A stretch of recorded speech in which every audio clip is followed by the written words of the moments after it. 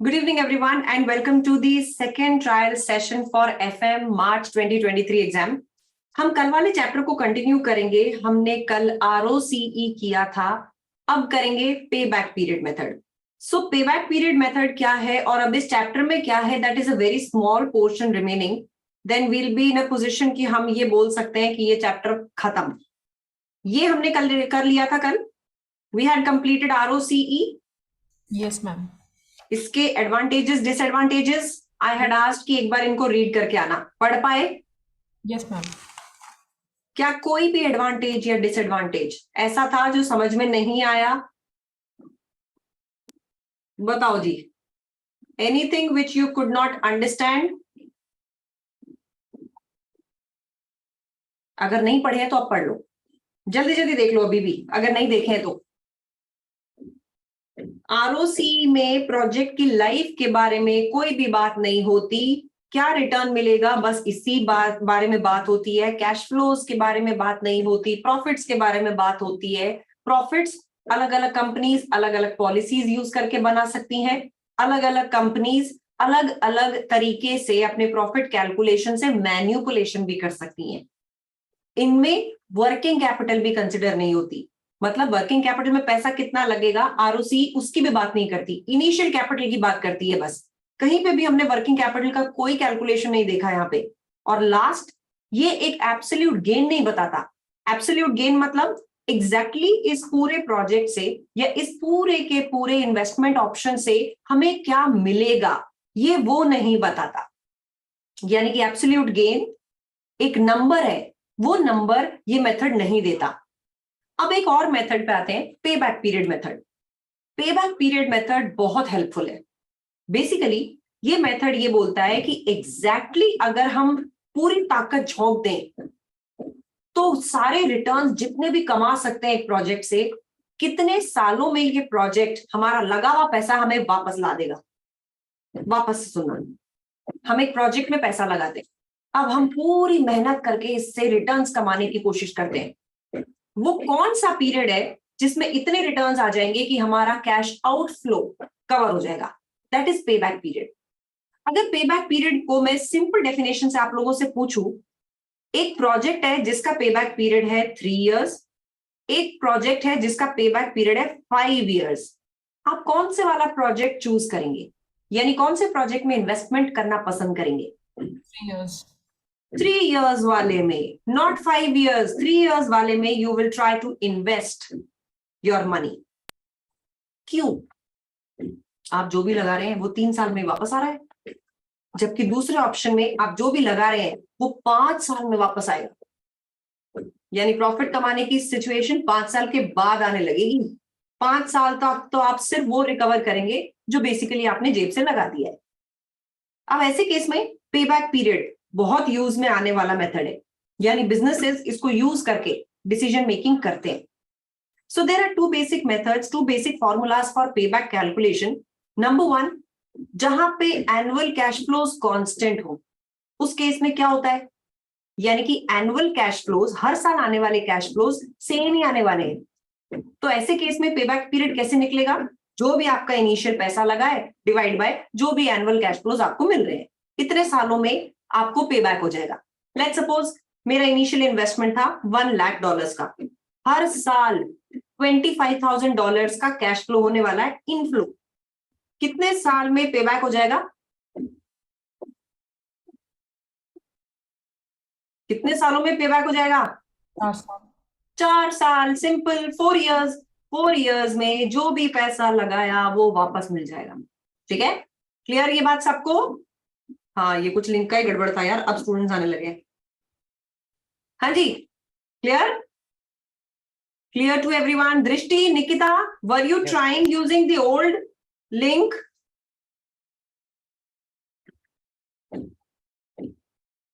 Nikita, Drishti? Ma'am network issue हो रहा था घर पे, इस वजह से आई कुडंट ज्वाइन मैम। अभी ज्वाइन। अच्छा, नहीं वो कोई बात नहीं, वी वर जस्ट वंडरिंग कि कहीं गलत लिंक तो नहीं क्लास का चला गया तुम लोगों के पास? नहीं मैम, नहीं मैम, सही है। ठीक, चलिए। सो ये पहला केस तो ये होता है जहां पे पे बैक पीरियड आप कैलकुलेट ऐसे केस में करेंगे जहां पे हर साल बराबर बराबर बराबर कैश इनफ्लोज आने वाले हैं। व्हाट इफ हर साल बराबर कैश फ्लोज नहीं आ रहे, यानी अनइवन आ रहे, तो ऐसे केस में पे बैक पीरियड निकालने के लिए हम एक फॉर्मूला यूज करेंगे। कौन सा फॉर्मूला? ये वाला फॉर्मूला। ये फॉर्मूला कैसे निकलता है? हमें पहले क्यूमुलेटिव कैश फ्लोज निकालने, फिर हम ये फॉर्मूला लगा के पे बैक पीरियड निकाल लेंगे। अब इसका एक क्वेश्चन करेंगे। तुम पहले इस क्वेश्चन को करने के लिए या फिर इस फॉर्मूला को यूज करना सीखने के लिए इसकी एक फोटो ले लो, take a pic of this formula, और उसके बाद में हम एक क्वेश्चन प्रैक्टिस करते हैं। पे back period lower year plus cash outflow minus cash inflow of lower year divide by cash inflow of upper year minus cash inflow of lower year. ठीक है, निकालो एक बार, इसको फोटो खींच के रख लो। डिसीजन रूल क्या है? वो वाला पे बैक पीरियड चूज करना है जो जल्द से जल्द मेरा लगा हुआ पैसा मुझे दे दे। दैट मीन्स पे बैक पीरियड जो जल्द से जल्द वाला पे बैक पीरियड हो वो चूज करना है। अब इसके लिए क्वेश्चन प्रैक्टिस करते हैं। आपकी कैप्लिन स्टडी टेक्स्ट का टेस्ट योर अंडरस्टैंडिंग 5 है ये। पे back period, a project will involve spending $1.8 million now. अभी कितने स्पेंड करने पड़ेंगे? $1.8 million। Annual cash flows from the project would be $350,000। यानी कि हर साल के कैश फ्लोज कितने होने वाले? 350। व्हाट इज द एक्सपेक्टेड पे बैक पीरियड? क्या इसके कहने का मतलब यह है कि हर साल 350 350 350 350 ऐसा होने वाला है? बताओ। यस। तो पे बैक पीरियड कैसे निकालें? 1.8 मिलियन आप लगाने वाले हैं, यानी 18 lakhs का आउटफ्लो है। इनफ्लो कितने का है? कितने साल लगाओगे? कितने साल में पैसा जो लगाया है उसको रिकवर कर जाओगे? बताओ जी। 5.1429 5.1429 years। दिस इज योर पे बैक पीरियड। बट ये कैसा साल हुआ यार? मुझे साल और महीनों में कन्वर्ट करके बता सकते हो? Can we calculate this? हाँ, कैसे? ये जो पॉइंट वाली वैल्यू है ना, ये जो है ना, इसको महीनों में कन्वर्ट कर लेते हैं। Now how do I convert this into months? 0.1429 year है, महीने बनाने के लिए इंटू 12 कर दूं तो महीने आ जाएंगे।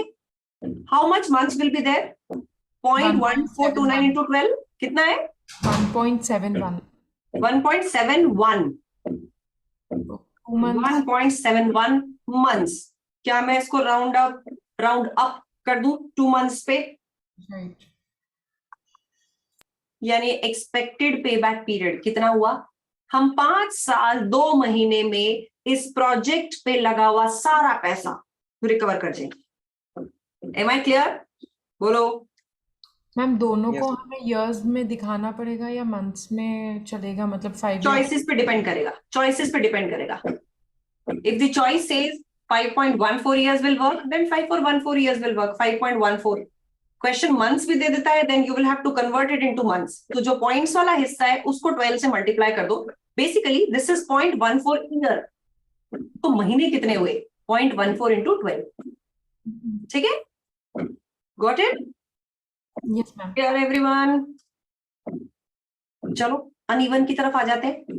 अ project is expected to have the following cash flows. Year 0 1 2 3 4 5, हर साल का कैश फ्लो अलग अलग है। और पहले वाला देखो 0.0 पे, दिस इज नेगेटिव। मतलब नेगेटिव कैश फ्लो कैसे हो सकता है? इन्वेस्टमेंट।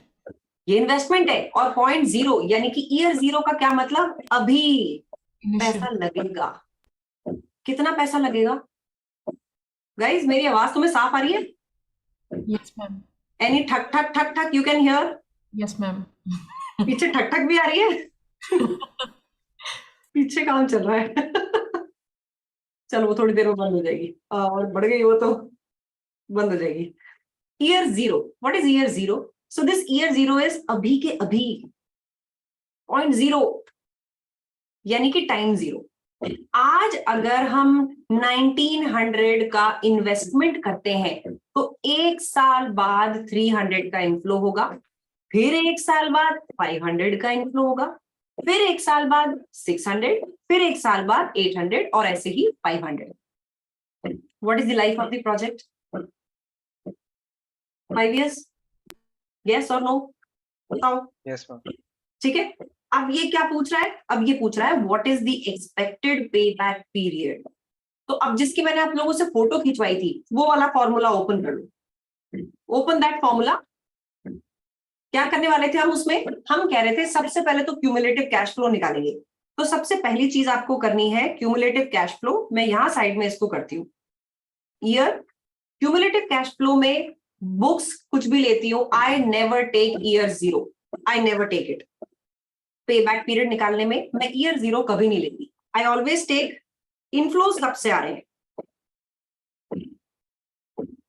क्यों भरी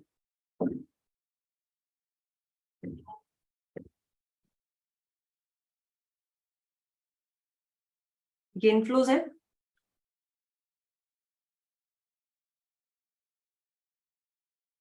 क्यूमुलेटिव कैश फ्लोज क्या होते हैं, पहले साल में 300 कमाया, दूसरे साल में टोटल कितना कमाया, तीसरे साल में टोटल कितना कमाया, चौथे साल तक टोटल कितना कमाया, और पांचवें साल तक टोटल कितना कमाया। बताओ क्या क्यूमुलेटिव कैश फ्लोज कैलकुलेट करने आए, समझ आया। Yes ma'am. Yes ma'am. ये क्यूमुलेटिव कैश फ्लोज हम क्यों ले रहे हैं, ये जो फॉर्मूले की मैंने आपको फोटो लेने बोला था, ये फॉर्मूला में सबसे पहले आ रहा है लोअर ईयर। ये लोअर ईयर डिसाइड करने के लिए कोई तो वैल्यू चाहिए, उस वैल्यू के लिए हम क्यूमुलेटिव कैश फ्लोज निकालते हैं। अब सिंपल इसको लॉजिक से देखना, आपको कितना इन्वेस्टमेंट रिकवर करना है 1900 का। अगर मैं क्यूमुलेटिव देखूं 3 साल तक 1400 रिकवर हो गया, नेक्स्ट ईयर 1900 से ज्यादा रिकवर हो गया, यानी 1900 तीसरे और चौथे साल के बीच में कहीं रिकवर हुआ है। M I right?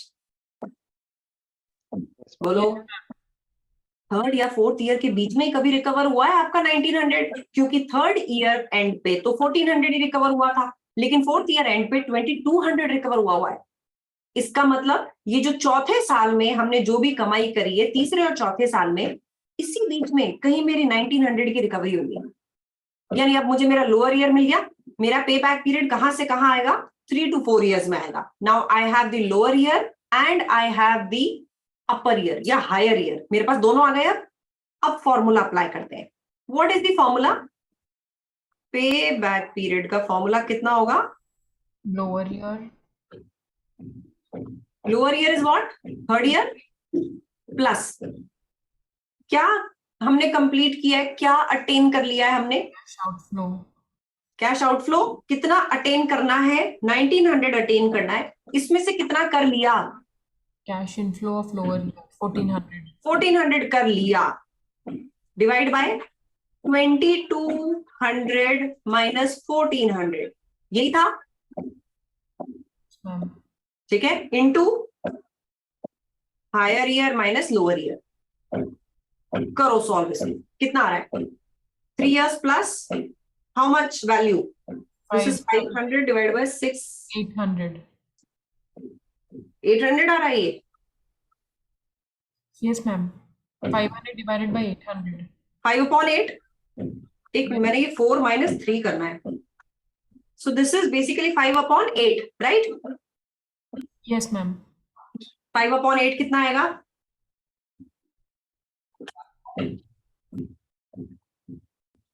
Is it 0.625? Yes ma'am, यानी कितने साल हो गए, 0.625। 3.625 ईयर्स में पे बैक पीरियड आ रहा है। Yes Rakesh, correct. लेकिन अब मैं तुम्हें बोलूं कि इसको महीनों में भी निकाल दो, तो बता दो जरा, 3.625 ईयर्स कितने होते हैं दृष्टि? ये 3 इज द अल्टीमेट आंसर या फिर महीने, are these months? Okay, so Drishti is saying 3 years and 8 months। Let's check, 0.625 into 12 करते हैं, कितना आ रहा है, 0.625 इंटू 12 महीने, this is 7.5। Absolutely correct ma'am, पे बैक पीरियड आएगा 3 years and 7.5 months। ये 7.5 months को आगे राउंड अप कर दें, 3 years and 8 months। बताइए जी, क्या ये बात सबको समझ आई? 3 years 8 months में हमारा जो 1900 का इन्वेस्टमेंट है वो हम रिकवर कर जाएंगे। समझ में आया? बताओ। Yes ma'am. सबको क्लियर? ठीक है boys, everyone, boys and girls, everyone clear? चलो अब आते हैं पे बैक पीरियड के फायदे और नुकसान भी देख लेते हैं, क्योंकि फायदे और नुकसान एफएम में स्पेसिफिकली जगह जगह पूछे जाएंगे। तो पहले फायदों की बात करते हैं। सबसे पहली बात, इसकी कैलकुलेशन बहुत सिंपल है। दूसरा, जिन भी केसेस में टेक्नोलॉजी या फिर प्रोडक्ट जल्दी जल्दी बदलता है वहां पे ये बड़ा काम का मेथड है। कैसे? अगर मैं बात करूं किसी भी ऐसे प्रोजेक्ट की जिसमें मशीनरी बार बार चेंज होती रहती है, यानी अपडेट होती रहती है, अपग्रेड होती रहती है, मेरे लिए जानना बहुत जरूरी है कि मेरा पैसा जो लगा हुआ है मुझे जल्द से जल्द कब मिलेगा। That is very crucial for me. यानी पे बैक पीरियड उस केस में बहुत सक्सेसफुल होता है जहां पे रैपिडली चेंजिंग टेक्नोलॉजी होती है।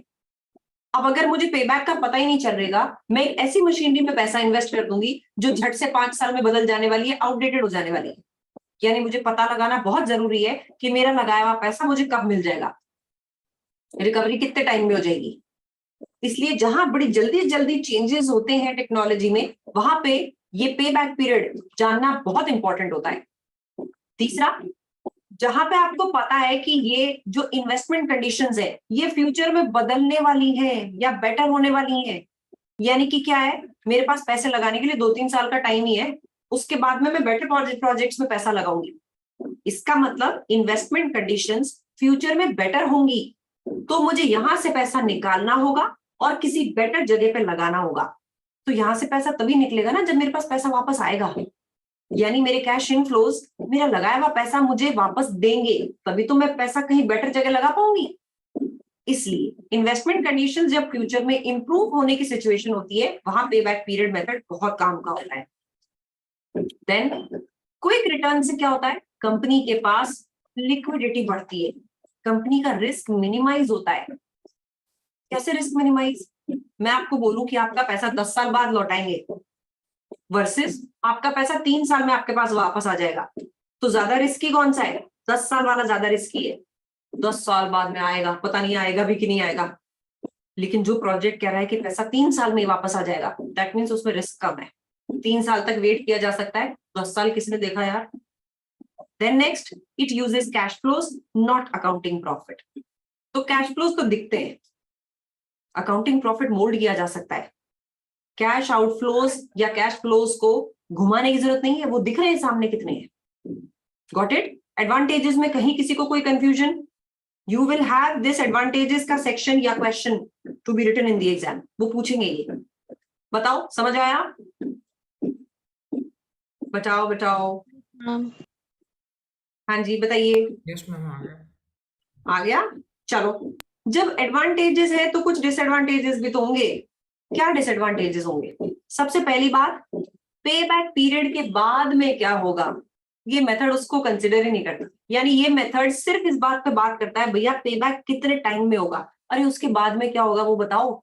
जैसे एक एग्जांपल लेती हूँ, एक है प्रोजेक्ट 1, एक है प्रोजेक्ट 2।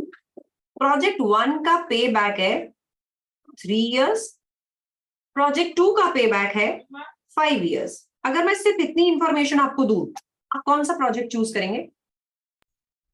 3 इयर्स। प्रोजेक्ट 1 चूज करेंगे, 3 इयर्स वाला।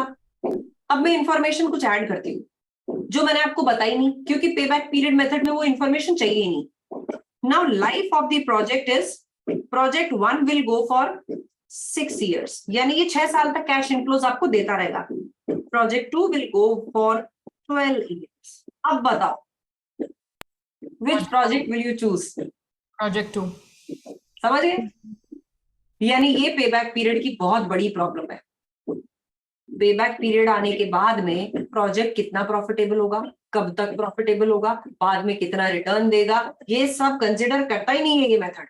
ये मेथड बोलता है मेरा इन्वेस्टमेंट वापस आ गया, अब तेल लेने जाओ। अबे ऐसा थोड़ी होता है, उसके बाद में भी हो सकता है और 100 साल तक पैसा आता रहे। Then so that is one of the major problems. उसके अलावा पैसा फ्यूचर में आता है, जो पैसा बाद में आएगा वर्सेस जो पैसा आज आपके पास है उसमें डिफरेंस होता है, प्रेजेंट वैल्यू का डिफरेंस। ये मेथड प्रेजेंट वैल्यू को कंसिडर ही नहीं करता, यानी कैश फ्लो की टाइमिंग्स को कंसिडर नहीं करता। जो पैसा 3 साल बाद आएगा उसकी वर्थ और आज वाले पैसे की वर्थ सेम तो नहीं होगी। This method ignores this timing effect, यानी ये मेथड प्रेजेंट वैल्यू को कंसिडर नहीं करता। वो तो तुम्हारा वो भी नहीं करता, आरओसी वाला भी, that also doesn't consider the present value factor. Then it ignores the profitability of the project कितना प्रॉफिटेबल होगा अपन बात ही नहीं करते, अपन बस इतनी बात करते हैं भैया पैसा कितने टाइम में आ जाएगा। प्रॉफिटेबल है, कितना प्रॉफिटेबल है, ये सब की बात ही नहीं होती। Then it does not give a definitive investment signal, यानी अगर हम सिर्फ एक ही प्रोजेक्ट को देखें ना, दो के कंपैरिजन में तो आप चूज कर लोगे, लेकिन अगर एक ही प्रोजेक्ट को देखोगे तो एक एग्जैक्ट सिग्नल नहीं देगा ये मेथड कि आपको ये वाला चूज कर लेना चाहिए प्रोजेक्ट।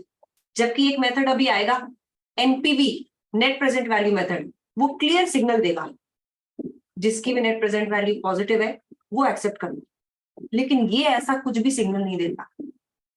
ये कंपैरेटिव प्रोजेक्ट्स में चूज करने में हेल्प कर सकता है, लेकिन अगर एक इंडिपेंडेंट प्रोजेक्ट आप देख रहे हैं तो कोई क्लियर सिग्नल नहीं है। मतलब मैं बोलूं कि एक प्रोजेक्ट का पे बैक है 8 इयर्स का, आई एम नॉट श्योर मुझे वो लेना चाहिए कि नहीं लेना चाहिए। जब तक आप मुझे ये नहीं बोलोगे ना कि एक और प्रोजेक्ट है उसका पे बैक 12 साल है, then I will be sure कि 8 साल वाले को ले लो, 12 साल वाला तो और भी लंबा है। यानी अगर मैं अकेला सिर्फ 8 साल देखूं, आई will not get a clear signal कि एग्जैक्टली इसमें कैसे इन्वेस्टमेंट होके फायदा होगा। So these advantages and disadvantages for sure you will find them in the exam. ये MCQs में भी हो सकते हैं और ये आपके सेक्शन सी का एक क्वेश्चन लिखने वाला क्वेश्चन उसमें भी हो सकते हैं। ठीक है, any problem with the advantages and disadvantages here? बताओ बताओ। No, ma'am. No, ma'am. Why is everybody sleeping today? अभी नींद उड़ेगी। चलो करो इस क्वेश्चन को। Which of the following is an example of a relevant cash flow to be considered in an investment appraisal process for a new project? हम किसी नए project के बारे में बात कर रहे हैं, उस प्रोजेक्ट के रेफरेंस में इन चारों में से कौन सा रेलेवेंट कैश फ्लो है? Market research expenditure already incurred, क्या बोलते हैं, यस और नो? अनम्यूट करो, बोलो। sunk cost. Sunk cost. So is it relevant? No. No. Additional tax that will be paid on extra profits generated. इस project की वजह से एक्स्ट्रा प्रॉफिट्स आएंगे, उससे एडिशनल टैक्सेस पे होंगे, क्या ये रेलेवेंट है? Yes. Yes, ma'am. अभी तो लग रहा है yes. Then centrally allocated overheads, यानी एक हेड ऑफिस के होते हैं, वहां पे एलोकेट किए जाते हैं, No. that Fixed are cost. not a consequence of undertaking the project. Fixed cost. It's a fixed cost and that too ये आपके प्रोजेक्ट लेने या ना लेने से नहीं बदलने वाले। The company is going to incur them. Not relevant. What about tax allowable depreciation? ये तो relevant होता है। Depreciation तो वैसे भी कैश फ्लो में कंसिडर नहीं करते हैं। नहीं होता। Depreciation तो कैश फ्लो ही नहीं है, relevant या irrelevant तो बाद की बात है। समझ गए? Got it? Clear? Yes, ma'am. Ma'am, I have a query. हाँ जी, yes please बोलो। मैम एडिशनल टैक्स मैम उससे क्या लेना है? वो तो टैक्स तो गवर्नमेंट के लिए लेना ही लेना है। अगर हम प्रॉफिट हमारे किसी भी रीजन से बढ़े तो उसको हम कंसिडर क्यों कर रहे हैं? ओके, इसको ऐसे इसलिए कंसिडर कर रहे हैं, एक प्रोजेक्ट से we will make a profit of $100 but the government will take $30 in the name of tax. What will the company get? 70 so the company will be concerned with profit. 70, not 100। 70 पे रहेगी। जो अपना वो ROC वाला method था ना, return on capital employed, वो ये गलती करता है कि वो टैक्स को कंसिडर ही नहीं करता। वो बोलता है कि टैक्स को मत कंसिडर करो, इंटरेस्ट को कंसिडर मत करो। बट प्रैक्टिकल लाइफ में अगर आपके पास टैक्स ने सारी इनकम ले ली, why will I start any project? आप लोग भी ये बात देखते हो। Let's suppose I give you a job offer, अभी तो तुम सुन के खुश हो जाओगे। इंडिया में जॉब ऑफर आपको मिलती है, 12 लाख रुपीज पर एनम की, I am talking about rupees per annum. यहां पे टैक्स पे होगा लेट्स सपोज 30%, सो 30% पूरे पे तो होगा नहीं, लेट्स सपोज आपका इसका टैक्स बनेगा कुछ 3 लाख का, इस पे 3 लाख का आप टैक्स पे करेंगे, तो आप देखेंगे कि मेरे को इस जॉब में 9 लाख बच रहे हैं पूरे साल के। This is the disposable income which I will have. At the same time you get a job opportunity in Germany. मजा आ गया ना? और जर्मनी की करेंसी के बेसिस पे वो भी 12 लाख ही है, मतलब मैं अगर उसको भी रुपए में कन्वर्ट करूं that is 12 lakh per annum only, लेकिन वहां पे टैक्स रेट 50% है स्ट्रेट। अब बताओ जर्मनी वाली ले लोगे? एटलीस्ट अभी का हिसाब किताब देखते हुए क्या जर्मनी वाली ले लोगे? हाँ, प्रोफाइल, लोकेशन, ग्रोथ, कई चीजें मैटर करती हैं, but considering the disposable income you will have, will you accept Germany वाली ऑफर? नो। नो। तो एक बिजनेस भी ऐसा क्यों करेगा? बिजनेसेस ऐसे देशों में फैक्ट्रीज नहीं डालते जहां पे टैक्स रेट बहुत ज्यादा है, जहां इन्फ्लेशन बहुत ज्यादा है। Do you know this? वहां पे ग्रोथ नहीं मिलती क्योंकि उनके खुद के पास कुछ बचता नहीं है। Taxes are government rules, agreed. A project में be successful, but if the project involves additional taxes, high rate of taxes, not more companies and not much of companies are appreciative of it. समझ गए? Got it? बताइए। Yes ma'am. चलिए एक और question practice करते हैं। Garfield Co is considering whether to enter into a new project. The machinery which would be used to produce the goods for the contract was purchased 7 years ago at a cost of $80,000 with an estimated life of 10 years. 7 साल पहले आपने कोई machine खरीदी थी $80,000 की, उसकी estimated life है 10 years, यानी अब ये मशीनरी की लाइफ कितनी बची है? Remaining life of machinery is कितनी है? 3 years. 3 years. 7 साल पहले खरीदी थी, तब उसकी टोटल लाइफ 10 साल थी, यानी आज लाइफ कितनी बची है? 3 साल। Depreciation is on straight line basis. The machinery has been idle for some time, and if not used on this contract, would be scrapped and sold immediately for an estimated $5,000. यानी आज जो machinery है, अगर इसको हम इस contract में काम नहीं लेते तो क्या करेंगे? भंगार में बेच देंगे, स्क्रैप ऑफ कर देंगे, और स्क्रैप ऑफ करेंगे तो क्या मिलेगा? $5,000 मिलेंगे। After use in this contract, the machinery would have no value and would have to be dismantled and disposed at a cost of $1,500. यानी अगर इस कॉन्ट्रैक्ट में यूज आपने इस मशीनरी को कर लिया तो ये $5,000 मिलना तो दूर की बात है, इसको डिसमेंटल करने की कॉस्ट और जेब से पे करनी पड़ेगी। वो कितनी कॉस्ट आएगी? $1,500 की कॉस्ट आएगी। Ignoring the time value of money, what is the relevant cost of the machine to the new contract? बताइए जी, एक एक करके लेते चलते हैं। पहली बात, क्या ये 80,000 हमारे लिए रेलेवेंट है? Is this 80,000 relevant? No. No. क्यों no? This is a sunk cost. Sunk cost क्या होती है? मैम ये ऑलरेडी इनकर हो चुकी है, अब इसके होने ना होने से कोई बेनिफिट नहीं मिलेगा।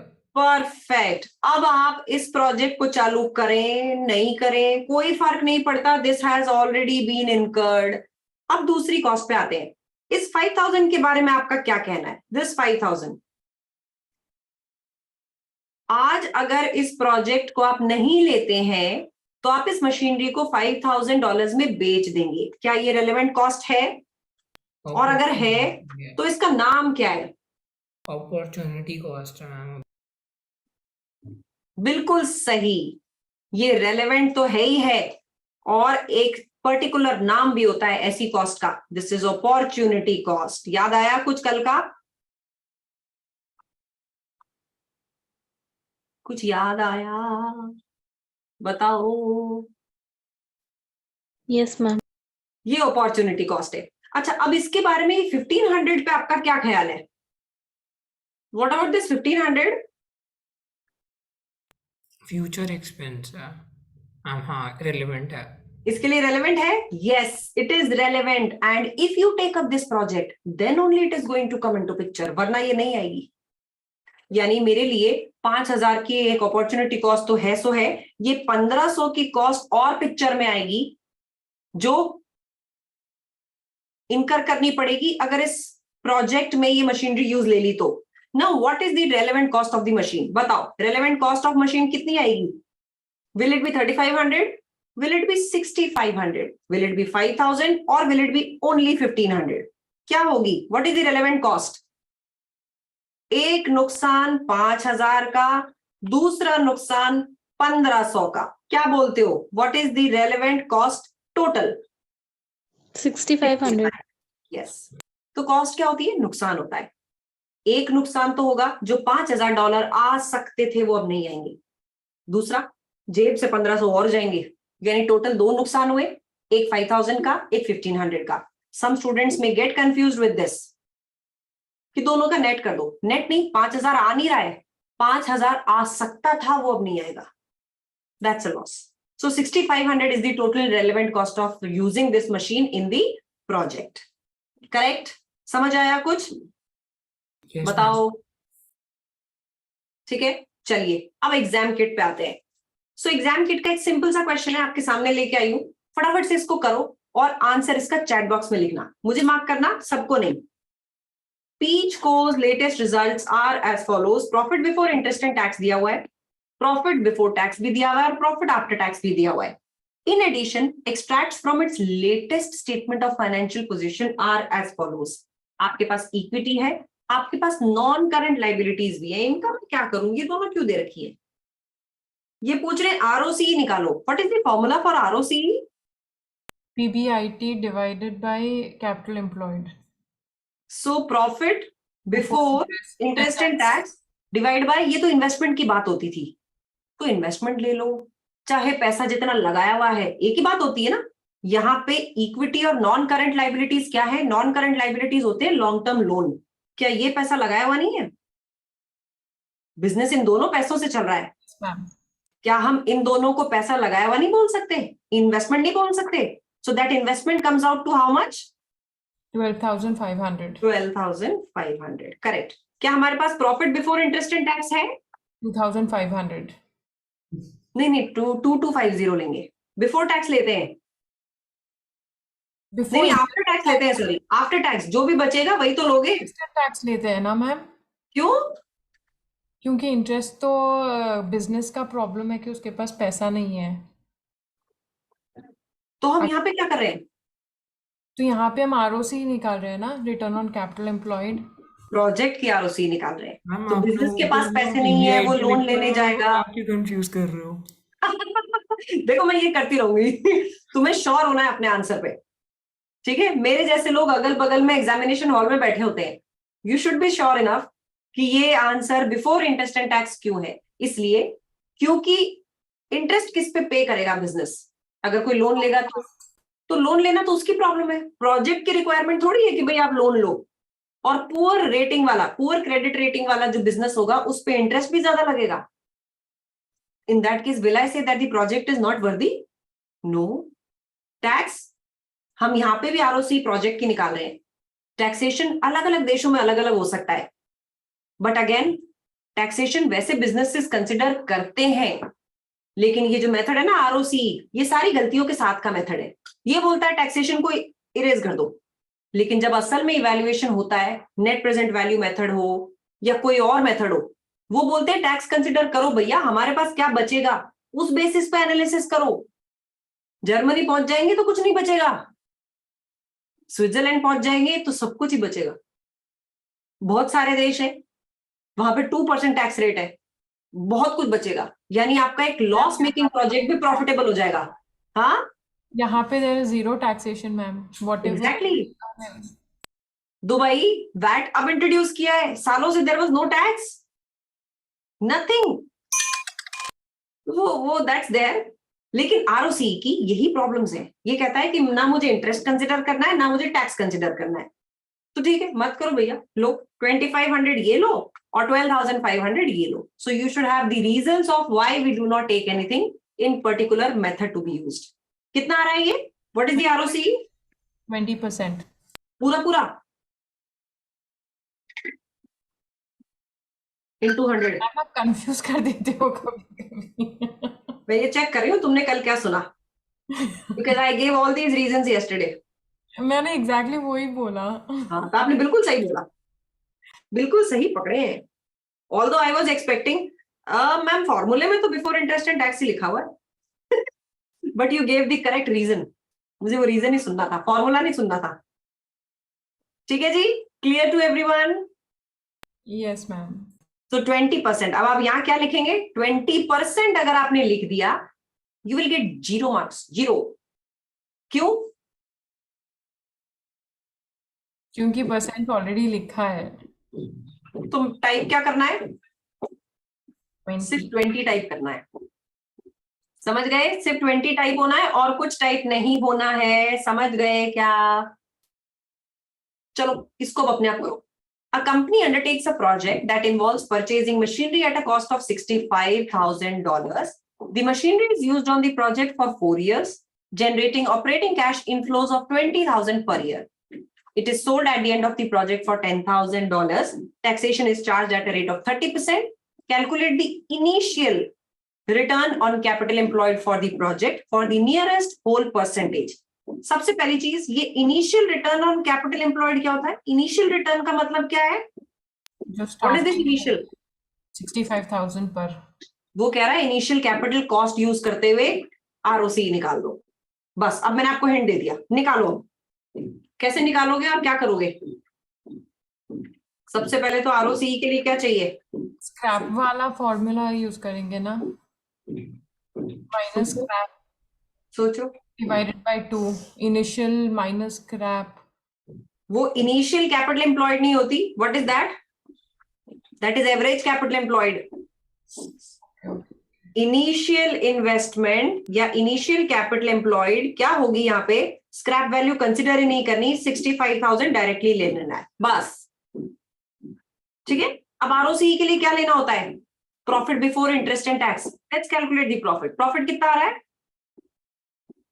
कितना आ रहा है? यहाँ पे तो कैश फ्लो दिया है 20,000 का। तो कैश फ्लो से प्रॉफिट पे पहुंचो। कैश फ्लो में से डेप्रिसिएशन माइनस करो, you will get the profit, right? मेरे पास डेप्रिसिएशन नहीं है। What should be depreciation? 65,000 की मशीनरी जिसकी स्क्रैप वैल्यू 10,000 होगी, इसकी लाइफ कितनी है? 4 years। 4 इयर्स। कैलकुलेट करो जरा, डेप्रिसिएशन कितना आ रहा है? 13750। 13750, ये ईयरली डेप्रिसिएशन होगा। 20,000 में से हर साल 13,750 का डेप्रिसिएशन हटा दो, this will be your profit. कितना आ रहा है ये profit? 6250। 6250। This profit is before paying any interest, before paying any tax. Tax देके ना इन्होंने कंफ्यूजन डाला है, टैक्स करना ही नहीं है consider. Now what is the ROC?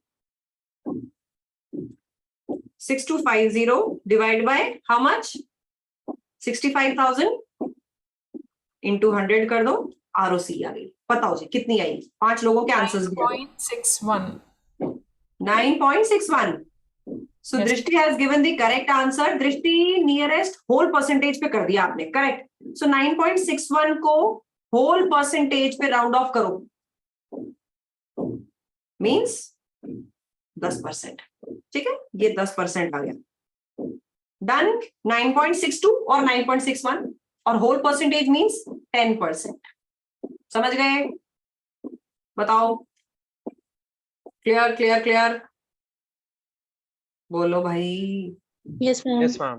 ठीक है, क्लियर है सबको? थके लोग इतने क्यों साउंड कर रहे हो आज? And this chapter is over. Chapter number 2 finished. अच्छा चैप्टर था ना? अच्छा चैप्टर था ना? Yes ma'am. Yes ma'am.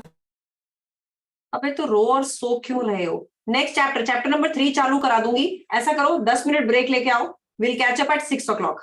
ठीक है, लेकिन थोड़े ताकत में आके बैठो, have a cup of coffee and then come back. 6:05 पे मिलते हैं। चलो 15 मिनट में ढंग से कॉफी पी के अपने आप को फ्रेशन अप करके आओ।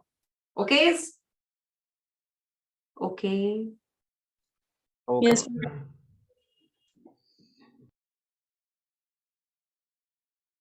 चलिए, कैन यू सी चैप्टर 3 की पीपीटी? Yes ma'am. सॉरी, हम थोड़े से चैप्टर्स छोटे हैं, इसलिए मैं थर्ड मिस नहीं कराना चाहती, भले ही तुम्हारी ये ट्रायल क्लासेस हैं। You should not miss your one day, इसलिए I am just starting with chapter 3। लेकिन इसका ना एक ही पोर्शन करेंगे, पूरा कंप्लीट नहीं कराऊंगी। I will not go for a heavy rain on you all. अब क्या था, हमने चैप्टर नंबर 2 में कुछ ऐसे इन्वेस्टमेंट अप्रेजल टेक्निक देखी थी जिसमें हम डिस्काउंटिंग नहीं कर रहे थे, यानी हमने कहीं पे भी प्रेजेंट वैल्यू का कुछ कैलकुलेशन नहीं किया। लेकिन इस चैप्टर में अब प्रेजेंट वैल्यू होगी, बेसिकली जिस पे एफएम पूरी टिकी हुई है, वो वाला कॉन्सेप्ट हम करने वाले हैं चैप्टर नंबर 3 में। सबसे पहले ये समझो कि इस पूरे के पूरे चैप्टर में हमने करना क्या क्या है। सबसे इंपॉर्टेंट चीज, जैसे कि मैंने बोला, जो आपके एफएम और एएफएम दोनों में पिक्चर में आएगी, that is time value of money. ये क्यों इतनी इंपॉर्टेंट है? एक अमाउंट ऑफ मनी मेरे पास आज है वर्सेस 5 साल बाद है, दोनों में बहुत डिफरेंस है। आज मैं जो पैसा मेरे हाथ में है उससे ज्यादा सामान खरीद सकती हूँ, लेकिन इतना ही पैसा अगर मुझे 5 साल बाद मिलेगा तो इन्फ्लेशन की वजह से मैं उतना ही सामान नहीं खरीद पाऊंगी, मैं कम सामान खरीद पाऊंगी, यानी कि value of my money will go down. ये बात तुम सब एग्री करते हो? पार्ले जी का पैकेट आया करता था 2 रुपए का 10 साल 15 साल पहले। When I was a child 2 rupees का पार्ले जी का पैकेट आता था, फिर वो 5 रुपीज का बना, फिर वो 10 रुपीज का बना। दैट बड़ा वाला आई एम सेइंग, 4 बिस्किट वाला नहीं, पूरा साइज वाला, वो 10 रुपीज का हो गया। ये टाइम वैल्यू ऑफ मनी ही है। हम पहले 10 बिस्किट्स खरीद पाते थे 2 रुपए में, आप उसको आज खरीद पाते हैं 10 रुपए में, यानी आपके 2 रुपए की वैल्यू अब 10 बिस्किट्स के लायक नहीं रही। अब आपके 2 रुपए 10 बिस्किट्स खरीद के नहीं दे सकते। तो ये जो टाइम वैल्यू ऑफ मनी का कॉन्सेप्ट है, ये बेसिस होता है इन्वेस्टमेंट अप्रेजल का। क्यों? क्योंकि ये प्रोजेक्ट्स लंबे लंबे चलते हैं। पैसा आज जाता जरूर है लेकिन आता नहीं है,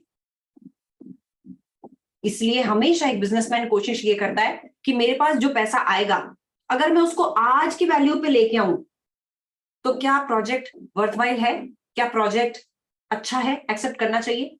ये हम टाइम वैल्यू ऑफ मनी के अंडर देखेंगे। टाइम वैल्यू ऑफ मनी को समझने के लिए कंपाउंडिंग और डिस्काउंटिंग का कॉन्सेप्ट समझेंगे, और इस चैप्टर में 2 ही मेथड्स कवर करेंगे, जिनमें दोनों में प्रेजेंट वैल्यू कैलकुलेट करनी होगी, यानी time value of money picture में आएगी। एक हम एनपीवी मेथड करेंगे और एक internal rate of return method करेंगे, यानी नेट प्रेजेंट वैल्यू मेथड और IRR, internal rate of return method. आज मैं आपको सिर्फ एनपीवी से ही मिलवाऊंगी, बाकी हम नेक्स्ट वाली क्लास में करेंगे।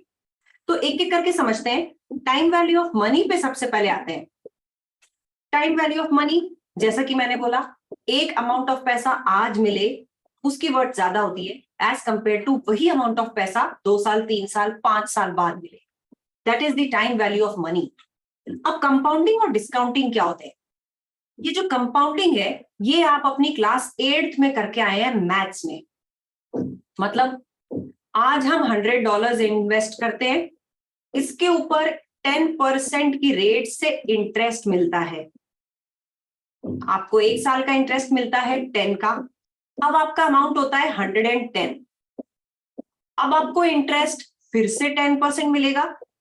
किस पे मिलेगा? अब आपको 110 पे मिलेगा, यानी कि इंटरेस्ट कितना मिलेगा? 11 का मिलेगा। अब आपका अमाउंट कितना हो गया? 121। अब आपको इंटरेस्ट किस पे मिलेगा? 12.1 मिलेगा 121 पे। इस कॉन्सेप्ट को बोलते हैं कंपाउंडिंग होना, यानी ब्याज पे ब्याज मिलना, इंटरेस्ट पे इंटरेस्ट मिलता है और वो अमाउंट जुड़ता चला जाता है। मैं कंपाउंडिंग को यूज करती हूं आपके नौकरी के पर्सपेक्टिव से। अगर आप 1 साल पहले एसीसी बन जाते हैं, उसका कंपाउंडिंग इंपैक्ट आता है। कैसे? 1 साल पहले ही प्रमोशन होगा, 1 साल पहले ही पैकेज चेंज होगा, 1 साल पहले ही आप एक नए डेजिग्नेशन पे चले जाएंगे। यानी सिर्फ ये 1 साल की तनख्वाह नहीं है जिसका नुकसान होता है, ये कंपाउंडिंग नुकसान है। अगर आपने एसीसी 1 साल लेट क्लियर करी, यानी एसीसी 1 साल लेट बनना कंपाउंडिंग नुकसान लेके आएगा। समझ गए कंपाउंडिंग का impact? Hello, are you there और I am just recording the sessions? Yes ma'am. इसलिए डिग्री जल्दी कंप्लीट करो। चलो अब आते हैं डिस्काउंटिंग की तरफ। तो कंपाउंडिंग तो होता है जहां पे मेरा अमाउंट बढ़ता है बढ़ता है बढ़ता है बढ़ता है बढ़ता है। डिस्काउंटिंग होता है जहां मेरा अमाउंट कम होता जाता है कम होता जाता है कम होता जाता है। मतलब डिस्काउंटिंग मतलब उसको हम नीचे लेके आते हैं। कैसे? हम ये देखते हैं अगर फ्यूचर में कोई पैसा मिलेगा तो उसकी आज कितनी वैल्यू है, दैट इज डिस्काउंटिंग। जबकि कंपाउंडिंग होती है आज से फ्यूचर पे जाना, जबकि डिस्काउंटिंग होती है फ्यूचर की चीजों को या फ्यूचर के पैसे को आज पे लेके आना। वैसे मैं टुडे भी लिख सकती थी, पर ठीक है, मन किया आज लिख दिया। This is discounting. फ्यूचर में मिले वे $100 आज क्या वर्थ के होंगे? आज ज्यादा वर्थ के होंगे या कम वर्थ के होंगे? आज ज्यादा होगा। आज ज्यादा वर्थ का होगा। यानी $100 से मैं फ्यूचर में अगर कुछ खरीद पाऊंगी तो वो मैं आज कम डॉलर्स लगा के खरीद लूंगी। यानी आज मेरा डॉलर मजबूत होगा। इन अदर वर्ड्स, इसको कैसे बोले? इसको चलो ऐसे बोलते हैं। डिस्काउंटिंग कैसे करते हैं? हम लेते हैं $1 की वर्थ। $1 की वर्थ एक साल बाद में बचेगी 10% के हिसाब से $90.90 की वर्थ बचेगी। मतलब आज $1 के बराबर सामान लाके देगा, लेकिन एक साल बाद में ये 0.9 के बराबर का सामान खरीद के देगा। यानी $1 मेरी जेब से जाएंगे, लेकिन सामान कितना आएगा? 0.9 के बराबर। सामान कम मिलेगा क्योंकि महंगाई है भाई। वही $1 मैं आज खर्च करूंगी तो $1 वर्थ का सामान मिलेगा, लेकिन यही $1 अगर मैं एक साल बाद खर्च करूंगी तो $0.9 के बराबर का सामान मिलेगा। सामान कम मिलेगा। I will spend more, will get lesser amount in return, lesser सामान इन रिटर्न, क्योंकि महंगाई हो चुकी होगी। यानी आज मेरा डॉलर ज्यादा वर्थ का होगा, मुझे ज्यादा वर्थ का सामान खरीद के दे देगा। एक साल बाद वाला डॉलर मुझे कम सामान खरीद के देगा। इसको बोलते हैं डिस्काउंटिंग करना। क्या डिस्काउंटिंग कंपाउंडिंग का डिफरेंस समझ में आया? बोलो, बताओ। Yes ma'am. Yes ma'am. ठीक है। अब ये कुछ इस तरह का रटा रटाया फॉर्मूला आप क्लास 8 में पढ़ते थे। फ्यूचर वैल्यू, इसको हम पढ़ते थे ए। ये पी होता था principal, 1 plus rate of interest, और आपने कितने साल के लिए पैसा जमा कराया है, याद है? ये कंपाउंडिंग हुआ करती थी। लेकिन कंपाउंडिंग का हमें एफएम में कुछ नहीं करना, ये सिर्फ आपको याददाश्त वापस लाने के लिए यहां डाला गया है। अब नेट प्रेजेंट वैल्यू से पहले आपको मुझे एक बार बताना है ये डिस्काउंटिंग हम करते कैसे हैं। सो डिस्काउंटिंग करने के लिए डिस्काउंटिंग फैक्टर निकालते हैं हम, डिस्काउंट फैक्टर जिसको बोलते हैं। कैलकुलेटर्स निकाल लीजिए, और अगर आप नहीं लेके बैठे हैं तो फटाफट भाग के लेके आओ कैलकुलेटर्स। डिस्काउंटिंग फैक्टर चाहिएगा हमें। ये कैसे निकालेंगे? डिस्काउंट फैक्टर या प्रेजेंट वैल्यू फैक्टर भी बोलते हैं इसको। फटाफट भाग के लेके आओ calculator. 1 divided by 1 plus rate. Yes, that is present value factor. अब क्या होगा? प्रेजेंट वैल्यू फैक्टर निकालने के लिए आपको एक रेट दी हुई होगी। ये रेट चाहे आप इंटरेस्ट रेट ले लें, चाहे आप इन्फ्लेशन की रेट ले लें, कुछ भी ले लें, लेकिन हमें प्रेजेंट वैल्यू फैक्टर्स निकालने के लिए एक रेट ऑफ इंटरेस्ट चाहिएगी। नाउ लेट्स सपोज मैं बात करती हूँ ईयर 0 की। हम हमेशा यहाँ पे शुरुआत करेंगे ईयर 0 से। ईयर 0 होता है अभी का टाइम, आज, अभी, at this moment. At this moment मेरे डॉलर की वैल्यू है $1। ठीक है। आज से एक साल बाद अगर 10% इन्फ्लेशन हुआ तो इसकी वैल्यू गिरेगी। तो इसकी वैल्यू क्या रहेगी? उसको निकाला जाता है 1/1 प्लस रेट से, यानी कि 1/1 प्लस 0.10। ये कितना आएगा? 0.909। चेक करो। Yes ma'am. 0.909। ऐसे ही और एक साल निकल जाएगा तो अब 0.909 फर्दर नीचे गिरेगा 10% से। यानी दूसरे साल के एंड में अब मेरा डॉलर 2 बार झटके खा चुका होगा। 10% का पहले साल में, अनदर 10% का दूसरे साल में। तो ये प्रेजेंट वैल्यू फैक्टर्स अगर तीसरे साल, चौथे साल, 5वें साल निकालने हो तो मैं कैसे निकालूंगी? कैलकुलेटर यूज करके। कैसे? 1 डिवाइड बाय 1.10 दबाव इक्वल टू, ये आएगा पहले साल का प्रेजेंट वैल्यू फैक्टर। यानी एक साल में आपके $1 की वर्थ कितनी रहेगी? 0.909। अब मुझे दूसरा साल चाहिए, सिर्फ इक्वल टू दबाओ, पूरी कैलकुलेशन नहीं करनी। ये कितना आएगा? 0.826। 0.826 तीसरे साल का प्रेजेंट वैल्यू फैक्टर, वापस इक्वल टू दबाओ। ये आएगा 0.751। 10% के मुझे याद हो गए हैं यूज करते करते। चौथे साल का वापस से इक्वल टू दबाओ, दिस विल बी 0.683। 0.683। और पांचवें साल का ऐसे कितने पे निकालें? 6209, जिसको लेंगे 621। ठीक है, ठीक है। Yes ma'am. ये प्रेजेंट वैल्यू फैक्टर्स हैं। प्रेजेंट वैल्यू फैक्टर्स को कैसे काम में लेंगे अब वो अभी आगे देखेंगे, लेकिन प्रेजेंट वैल्यू फैक्टर सबसे पहले निकालना सीखो। क्या ये सबको निकालने आए? ये हमने कैसे निकाला? कैलकुलेटर पे 1/1 प्लस रेट किया है। रेट है 10%, यानी 1/1 प्लस रेट इज 1.10। मैंने पहला इक्वल टू दबाया तो पहले साल के एंड का, यानी फर्स्ट ईयर के एंड का प्रेजेंट वैल्यू फैक्टर आ गया 0.909। दूसरा इक्वल टू दबाओ, ये दूसरे साल का आएगा 0.826। तीसरा इक्वल टू तीसरे साल का प्रेजेंट वैल्यू फैक्टर। चौथा इक्वल टू चौथे साल का present value factor, and then पांचवें साल का। ऐसे ही आप छठा, सातवां, आठवां, नवा, 10वां, कितने भी सालों तक पहुंच जाओ। क्लियर? प्रेजेंट वैल्यू फैक्टर सबको निकालने आ जाएंगे? Yes ma'am. प्रियंका के अलावा किसी की भी यस नहीं आती। ओके, सब अपने आप को अनम्यूट करके बैठो, अभी आएगी, सबकी आवाज आएगी। अपना टाइम आएगा, अपना टाइम आएगा। आ गया। देखो देखो, वो आ गया। सब अनम्यूट करके बैठो अपने आप को भाई। अनम्यूट मतलब अनम्यूट। निकिता के अलावा अथर्व ने भी कर लिया, ओके, सागर ने कर लिया, गार्गी ने कर लिया, सौरभ जैन ने कर लिया, दृष्टि, Neville, Simran, Simran, Priyanka, Rakesh, Shaurya. Rakesh can not do, okay Rakesh, it's okay. बाकी लोग, दृष्टि और शौर्या, ठीक है, सब अनम्यूट हो गए। फटाफट कैलकुलेटर्स पे अपने हाथ रखो। 15% पे पहले, यानी कि 0 पॉइंट पे अभी के अभी $1 तो $1 ही रहेगा, रहेगा पहले साल के एंड का। जल्दी से पीवी फैक्टर बताओ 15% के हिसाब से। निकिता, निकिता जल्दी बताओ। 0.869। 0.869 करेक्ट। सौरभ जैन नेक्स्ट बताओ, दूसरा साल। 0.756। परफेक्ट। गार्गी तीसरा साल बताओ। मैम मेरे कैलकुलेटर में ये हो ही नहीं रहा है। सिर्फ इक्वल टू लगाओ गार्गी, चेक करो। मैम किया, वो हो ही नहीं रहा है। कोई वापस से कैलकुलेटर में नहीं होता है मैम। नहीं होता है वो, ये तो गड़बड़ है यार। अच्छा चलो ठीक है, you have to arrange a new calculator then. Neville next बोलो। मैम कैलकुलेटर ही नहीं। अथर्व,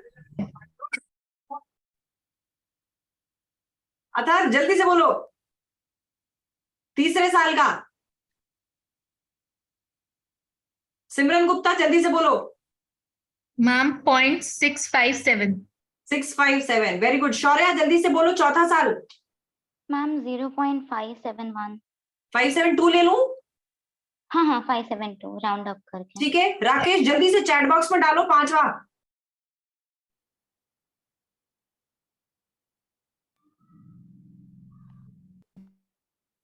राकेश जल्दी से पॉइंट डालो चैट बॉक्स में।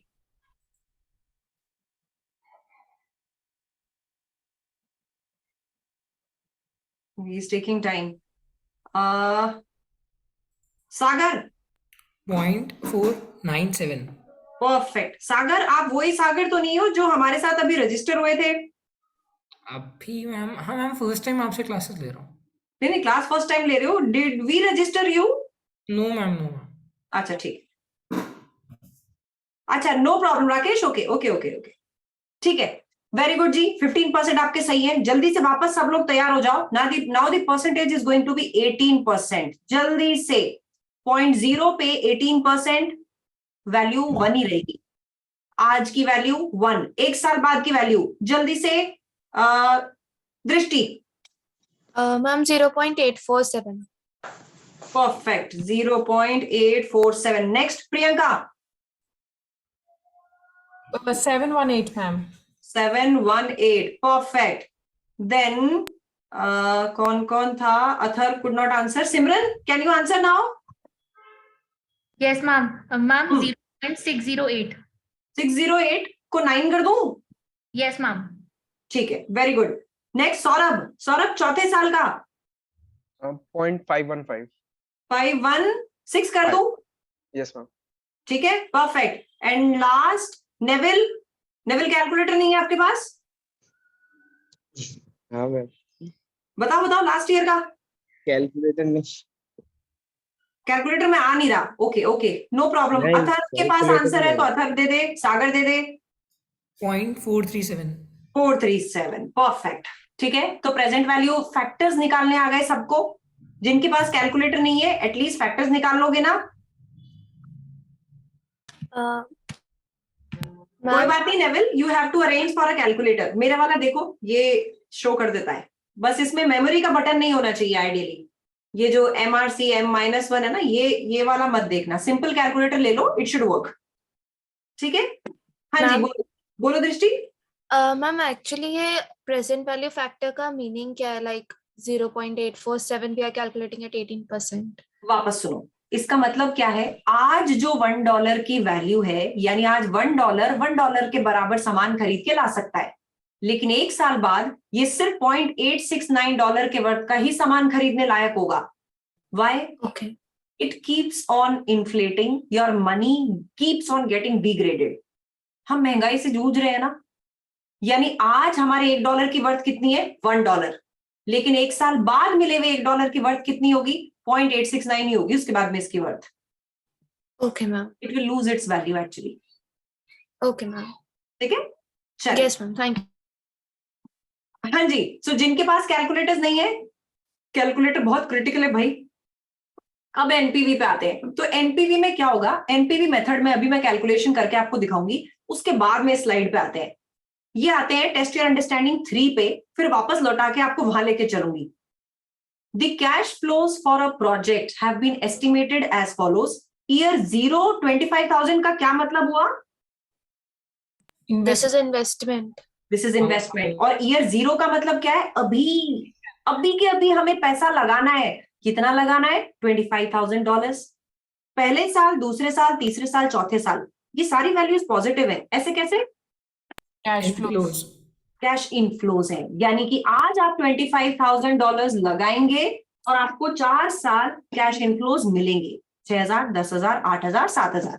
The cost of capital is 6%। ये 6% क्यों दिया हुआ है? क्या करने के लिए? NPV. Present Present value value. factor. Present value factor हम किसके बेसिस पे निकालेंगे? 6% के बेसिस पे। तो ये कॉस्ट ऑफ कैपिटल क्यों लेते हैं, ये थोड़ा सा जैसे जैसे हम एडवांस में बढ़ेंगे आगे उसके बेसिस पे समझाऊंगी। अभी सिर्फ नेट प्रेजेंट वैल्यू कैलकुलेट करते हैं, ज्यादा उलझाएंगे नहीं कई कॉन्सेप्ट्स को एक साथ। Convert these cash flows to present values. तो पहला सवाल तो ये कि इन कैश फ्लोज को इनकी प्रेजेंट वैल्यू पे लेके आओ। प्रेजेंट वैल्यू पे लाने के लिए सबसे पहला काम प्रेजेंट वैल्यू फैक्टर निकालना। निकालते हैं प्रेजेंट वैल्यू फैक्टर।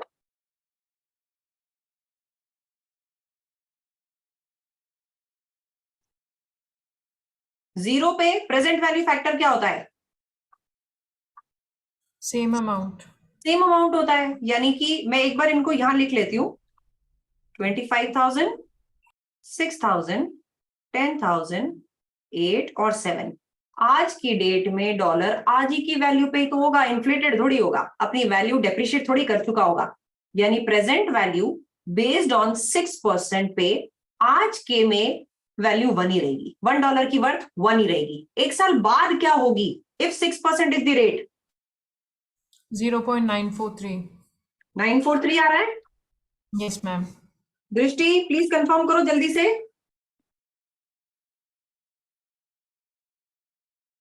दृष्टि? Yes ma'am, 0.943. ठीक है, सागर नेक्स्ट बोलो।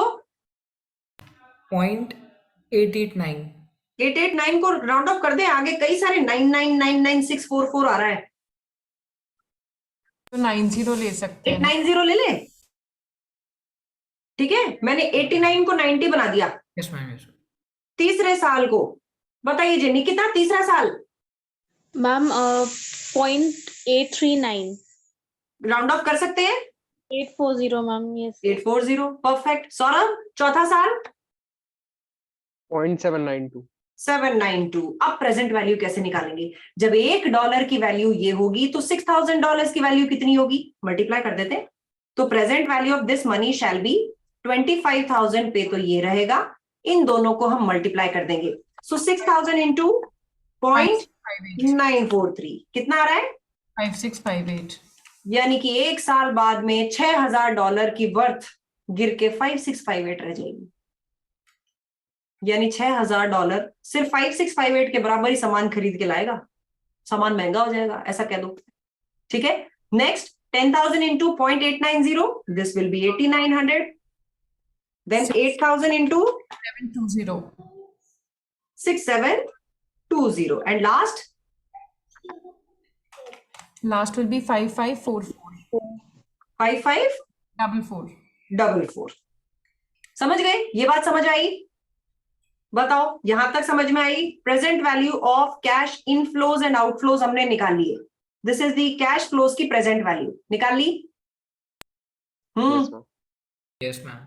अब एनपीवी क्या होती है? नेट प्रेजेंट वैल्यू होती है present value of cash inflows minus present value of cash outflow.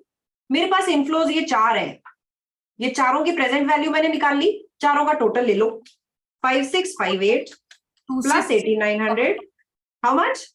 26822। 26822।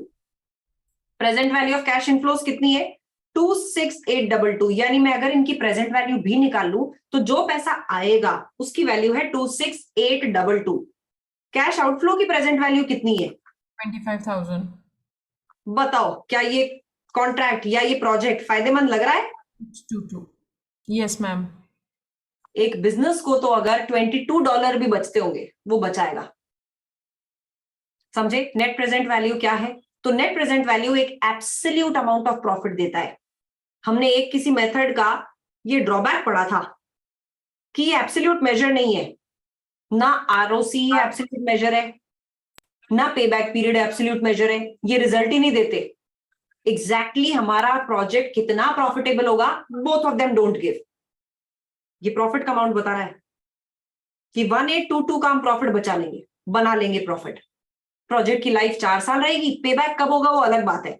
Project की टोटल लाइफ इज 4 years। यानी जहां जहां जो जो कमियां पेबैक पीरियड में और आरओसी में थी वो यहां कमी दूर हो जाती है।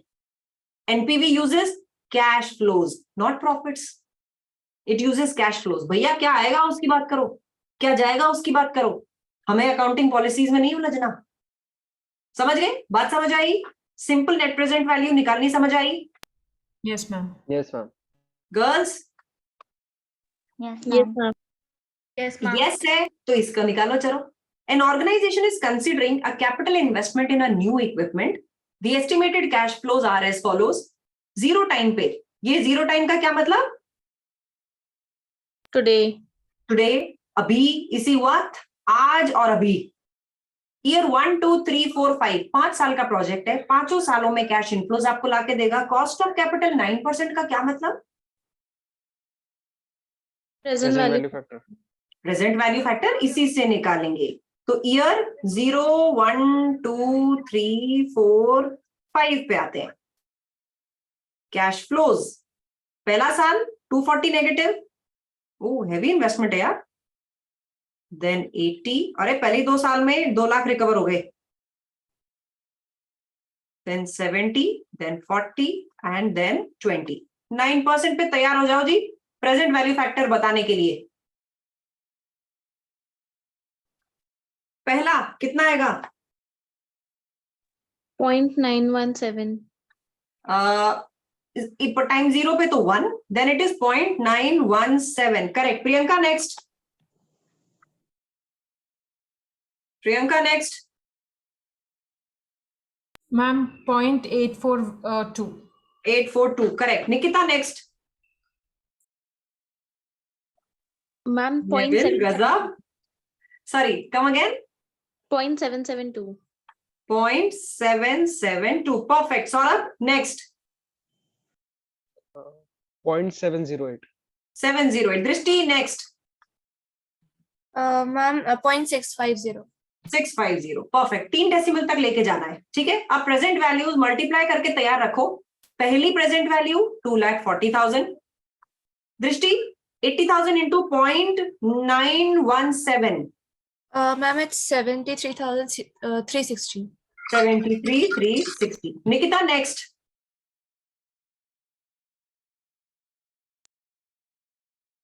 निकिता 1,20,000 इंटू 0.842। सागर आप नेक्स्ट तैयार रखना, 100,920.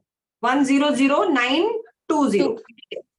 नेक्स्ट सागर, नेक्स्ट 54040 54040, ठीक है। Priyanka 40,000 into 0.708, 28,337 ma'am. 28,337, yes ma'am. ठीक है। What about 20,000 into 0.650, Saurabh? I'm 13,000. Ma'am, fourth one is 28,320. ये Yes. अच्छा, ये एक बार Yes, अपना ma'am. वाला बताओ। Ma'am, ये 13,000 है. 65 इंटू बी, अच्छा 130 हो जाएगा ना, 13,000, ठीक है। एक बार ये चेक कर ले, सारे मैम, चेक कर लो एक बार। एक्चुअली मैम वो इनटू वैसे करके मल्टीप्लाई किया था विद पूरा ऑल। किया है, अच्छा पूरे में गैप आ जाएगा, सिर्फ इन 3 डिजिट्स पे मल्टीप्लाई करो, कितना आ रहा है? 28,320। 320, ठीक है। सिर्फ 3 डिजिट्स पे कर लो, 320, बाकी सारे Ma'am, for second year it would be 101040. Okay. ये क्यों गैप आ रहा है? 1010 40. 44. ठीक है। ये गैप क्यों आ रहा है? I tell you why. हम 1 डिवाइड बाय 1.09, अगर आप इन कंप्लीट वैल्यूज से इनको करेंगे ना, इंटू 12,000 इंटू वॉट एवर, ये वैल्यूज अलग दिखेंगी, ठीक है। इसलिए जो आप यहाँ पे लिख रहे हो ना 3 डेसिमल प्लेसेस तक, उसी को मल्टीप्लाई करना। कैलकुलेटर में पूरे आने वाले नंबर से मल्टीप्लाई करोगे, it will show big difference. वो टोटल मिलाते मिलाते 150 तक का डिफरेंस आ जाएगा, तो उस पे मत करना। अगर हम यहाँ पे 3 डेसिमल प्लेसेस ही ले रहे हैं, तो 3 डेसिमल प्लेसेस को ही इससे मल्टीप्लाई करना है। Got it? और ये तो वैसे भी एक्सेल पे करना रहेगा, तो आप एक्सेल में इनको पंच करेंगे and then you have to just link. Next class में सिखाऊंगी इसको एक्सेल पे कैसे करना है, ठीक है, समझ गए? Yes ma'am. अब इनका लगा लो total. These are present value of cash inflows, कितना आ रहा है? 269760। 269760 and present value of cash flows हमारे पास है ही, cash outflow 240। Let's calculate the NPV. It's 29760. 29, अच्छा द नेट प्रेजेंट वैल्यू, ठीक है ठीक है ठीक है। Yeah. 269,760 minus 240, वो गुड प्रॉफिटेबल प्रोजेक्ट है। 29760, क्या बोलते हो? Will you accept this project और will you reject this project? Close your eyes and Accept. Accept. Accept. Clearly profitable है यार, 5 साल चलेगा और 5 साल में आपको पॉजिटिव एनपीवी लाके दे देगा। So it's a good project to take up.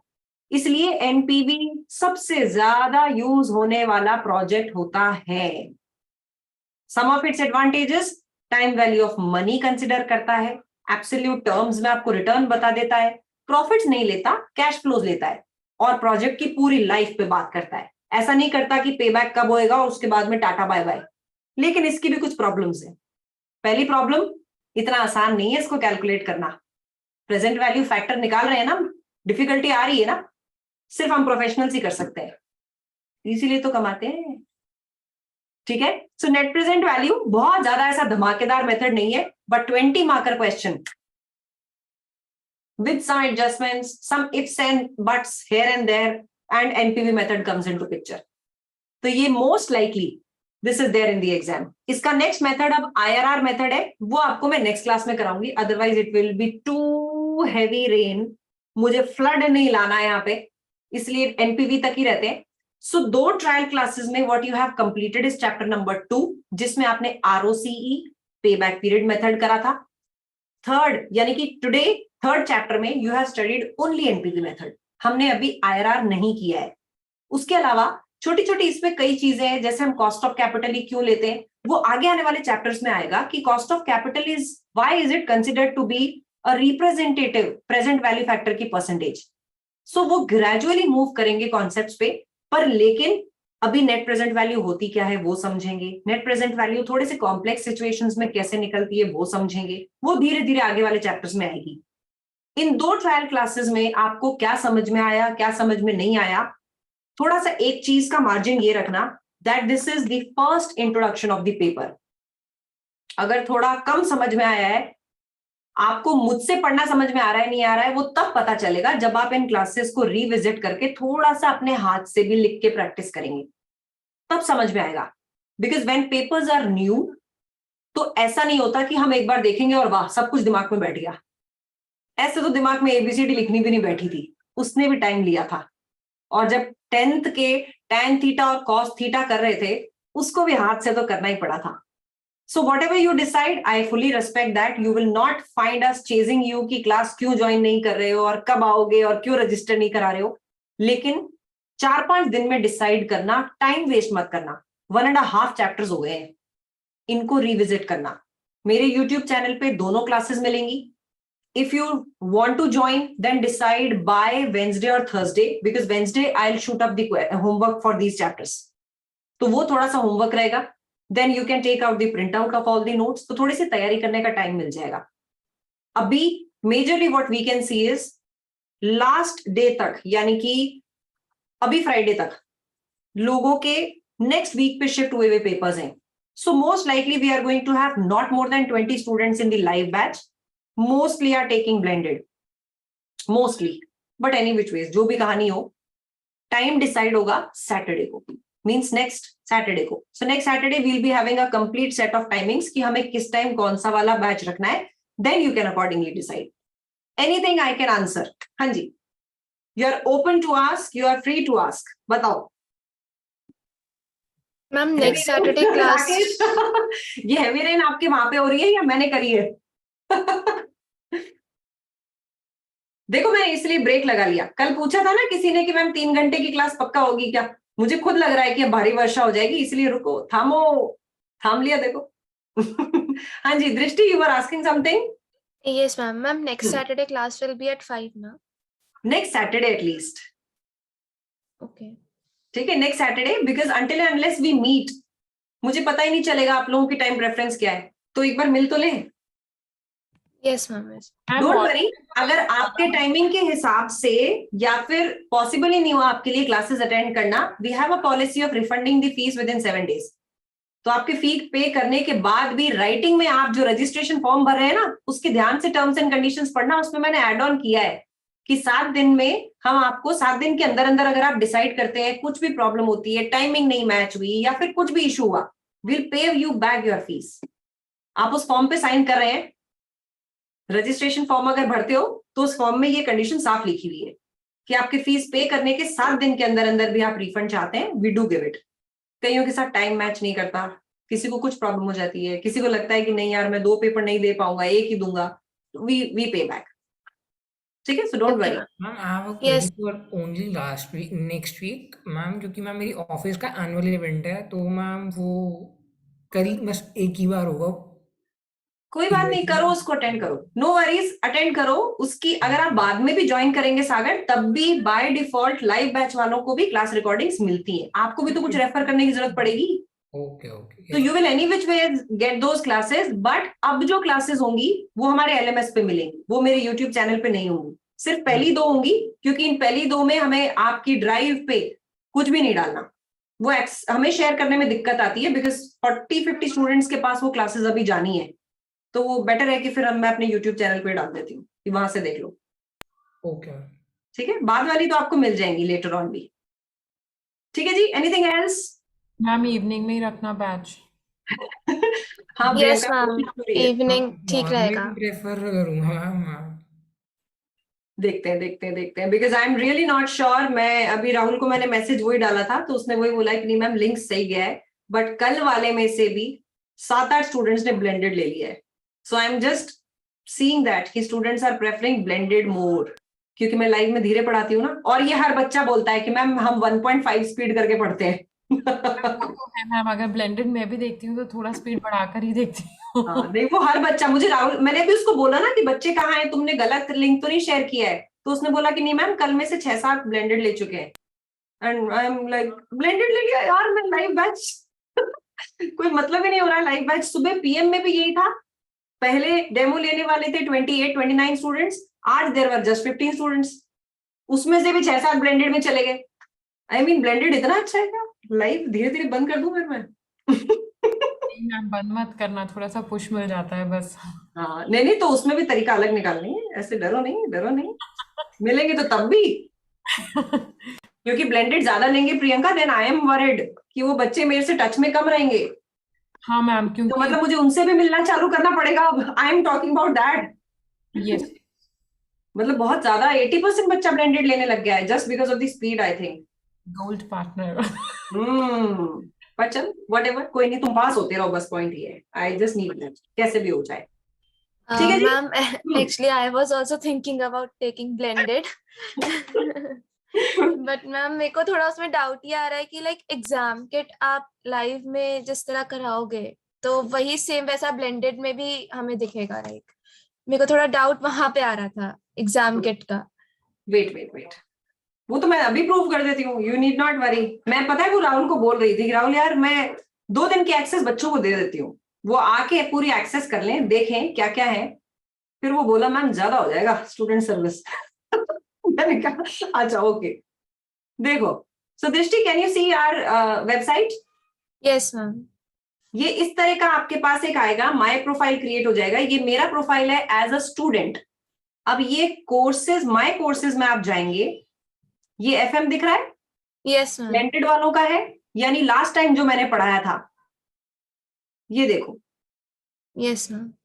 ये ओरिएंटेशन सेशन है, ये प्रिपरेशन कैलेंडर है, ये आप लोगों को भी मिलेगा। ये जैसे लास्ट वालों का मैंने हटाया क्यों नहीं है, क्योंकि अब जब आप लोगों का बनेगा तो आप लोगों को पता होना चाहिए कि इसी तरह का बन के आएगा, किस दिन प्रॉब्लम क्लास होगी, उस प्रॉब्लम क्लास में क्या होगा, एवरीथिंग विल बी हियर। ये रहा नेक्स्ट पेज, नवंबर का है ये, फिर दिसंबर का है, दिसंबर में मॉक था 3 दिसंबर को, क्योंकि पेपर था ना 9 तारीख को। ये देखो ओके ओके।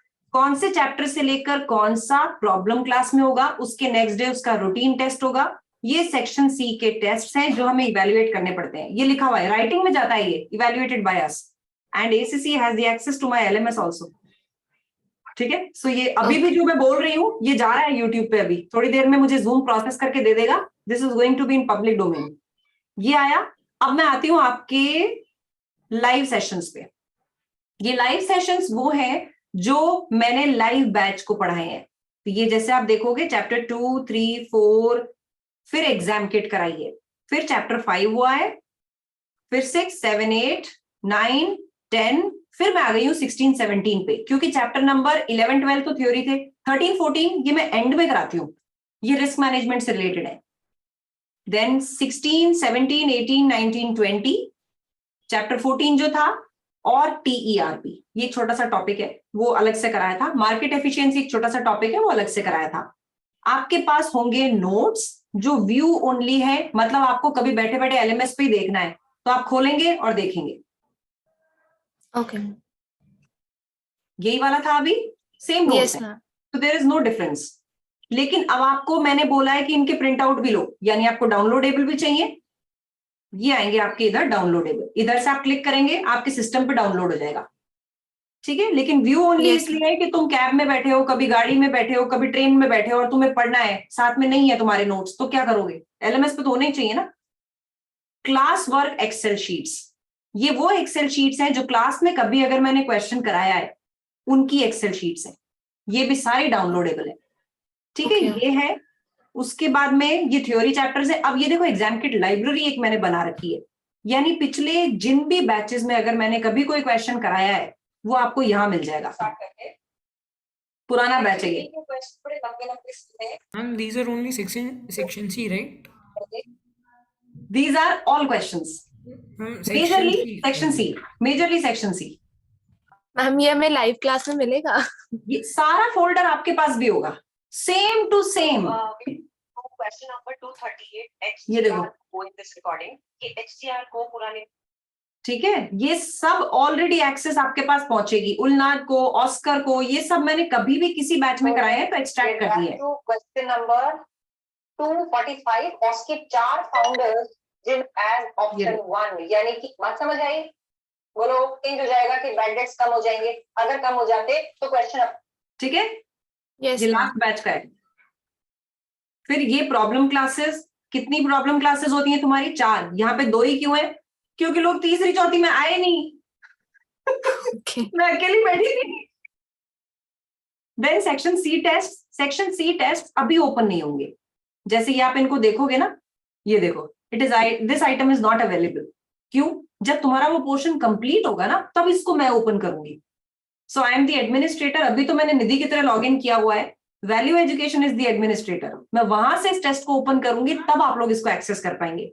ये सेम फोल्डर आपके पास आएगा ग्रेजुअली, जो ब्लेंडेड वालों के पास आता है एकदम से। इसलिए बच्चे ब्लेंडेड लेने लग गए कि वो मुझसे पहले जानना चाहते हैं। ठीक है, your choice, absolutely your choice, but ये सेम कंटेंट आपके पास भी होगा, सेम टू सेम कंटेंट। आपके व्हाट्सएप ग्रुप पे ब्लेंडेड वाले स्टूडेंट्स भी हैं, चाहो तो उनसे इसी की फोटो खींच के मंगवा लेना कि तुम्हारे पास क्या है, उनके पास क्या है। Ma'am, according to you which is better, blended और live? I'll tell you, it's not about better, it's about your requirement. अगर आपको लगता है कि भाई मैं डिसिप्लिन में नहीं रह पाती, मैं पढ़ती नहीं हूँ 10-10 दिन तक, मुझे तो खींचने के लिए लाइव क्लास अगर नहीं होगी तो मैं बुक नहीं खोलूंगी, देन लाइव क्लासेस पे। लेकिन आप अगर सेल्फ कंट्रोल में, सेल्फ डिसिप्लिन में हो तो ब्लेंडेड में जाओ, नो प्रॉब्लम। ब्लेंडेड तो मतलब मेरे लिटरली स्टूडेंट्स अब ब्लेंडेड ज्यादा इसलिए लेने लग गए क्योंकि ब्लेंडेड वालों से भी मैं ऑल्टरनेट वीक मिल रही हूँ। हाँ, उनको ये दिक्कत जरूर होती है कि लाइव में अगर उसी टाइम कोई प्रॉब्लम आ रही है तो वो डील नहीं हो सकती, क्योंकि उस टाइम तो मेरी रिकॉर्डिंग बोल रही है। उनको वो चीज रखनी पड़ेगी, लिखनी पड़ेगी, and then they will meet me in the problem class and then they will ask.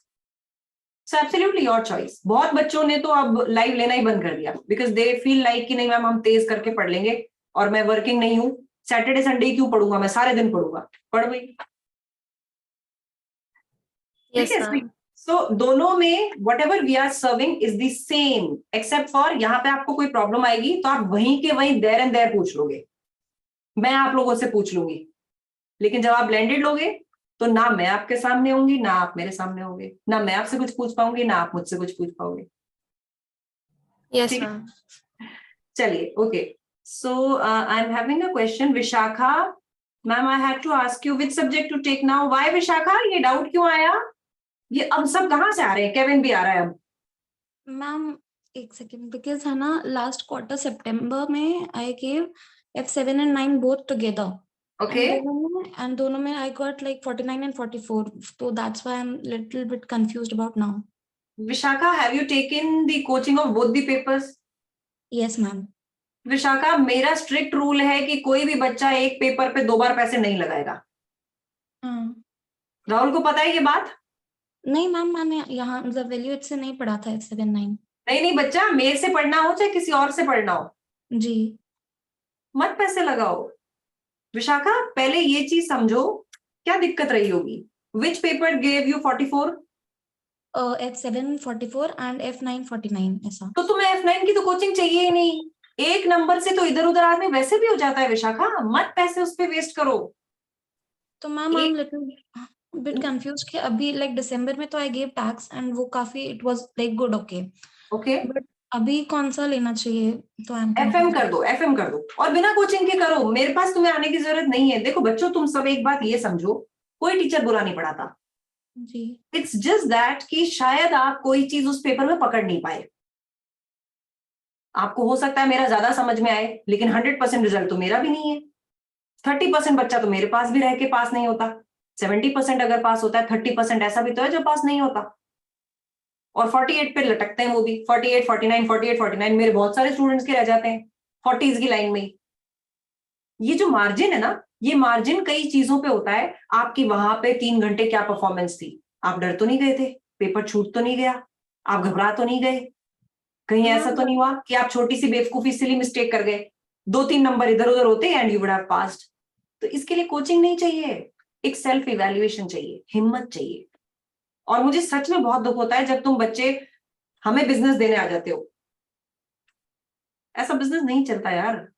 और ऐसे तुम्हारी लाइफ भी नहीं चलेगी विशाखा। इसलिए सबसे पहले ये देखो, क्या तुम्हें अपने प्रीवियस कोचिंग प्रोवाइडर से समझ में आता था क्या?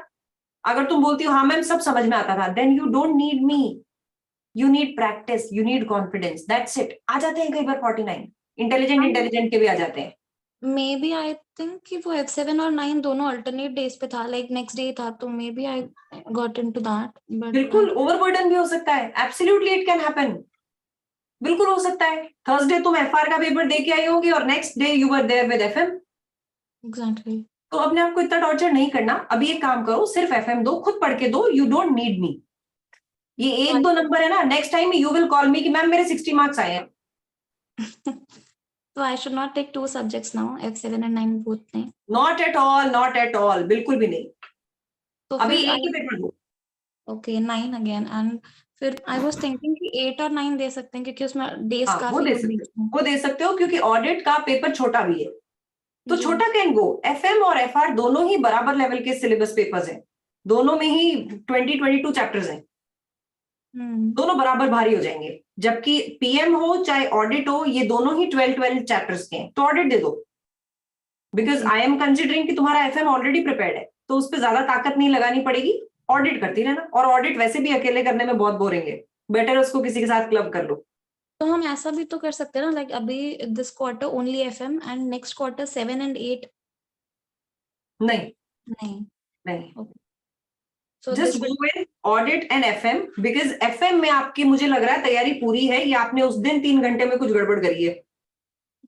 ओके तो यहाँ पे ताकत कम लगेगी, दूसरा पेपर समझ जाएगा। लेकिन एफआर में 44 मतलब कुछ अप्रोच की भी दिक्कत हो रही है। There may be something. कहाँ से पढ़े हो दोनों पेपर्स? अहमदाबाद में, येट्स एजुकेशन ओनली। ठीक है, then you need not have that doubt. Yates is a platinum learning partner यार। या तो वो दिक्कत नहीं है। जब तक आपको ये हो रहा हो कि भाई मुझे उस टीचर से समझ में नहीं आया, तो बात अलग है। बट मेरे ख्याल से स्कोर तुम्हारा इतना बुरा नहीं है कि तुम्हें कुछ समझ में नहीं आया है, वो कुछ अप्रोच पकड़ में नहीं आई, या एग्जाम टाइम में कुछ गड़बड़ हुई है, that may be the case. इतना जल्दी रश मत करो, मतलब तुम बच्चे कितनी जल्दी जाते हो ना यार, कमाल हो यार। I'm same case with me. No, Sagar, are you taking re for this paper? No ma'am, actually ma'am, the thing is with ma'am, वो ना recorded lecture देते हैं सिर्फ, जिनके साथ मैंने पहले पढ़ा था, वो सब recorded lecture देते हैं। कोई query होती है मैम, वो कभी solve नहीं हो पाती। अभी मैंने उनसे corporate FR भी पढ़ा मैम, उनके सेम सीन मैम, उनको प्रेजेंटेशन में दिक्कत आ रही थी मैम, कुछ डाउट्स का कोई रिस्पॉन्स ही नहीं करते, तो मैम ये दिक्कत थी मुझे, इसलिए मैं लाइव क्लासेस में ज़्यादा प्रेफर कर रहा हूँ। हाँ, then that is a different thing, Sagar, but I hope ये केस नहीं है। 49 आए थे मैम एफएम में, बात वो भी थी। सागर मेरे ख्याल से give a second thought। Ma'am बात तो मैम ठीक है, पर मैम वही है मैम, क्वेरीज रह जाती है। मुझे मेन दिक्कत सेक्शन सी में आती है। कहाँ से पढ़ा आपने? Learn 91।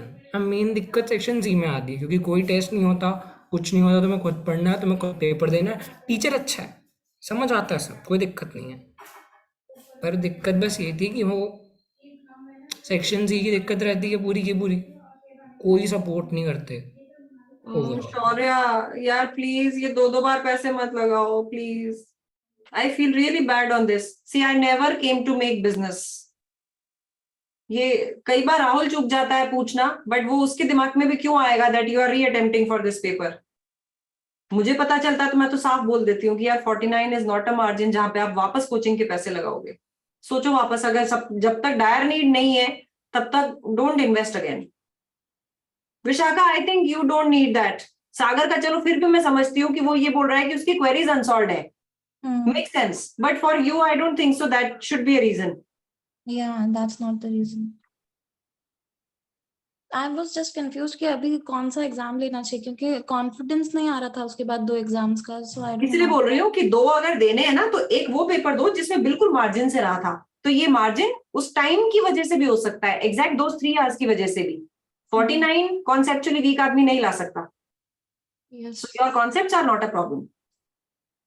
The only problem is maybe time management got an issue, उस टाइम नहीं दिमाग चला। और कंबाइन अगर कोई पेपर करना है तो शॉर्ट सिलेबस पेपर करो।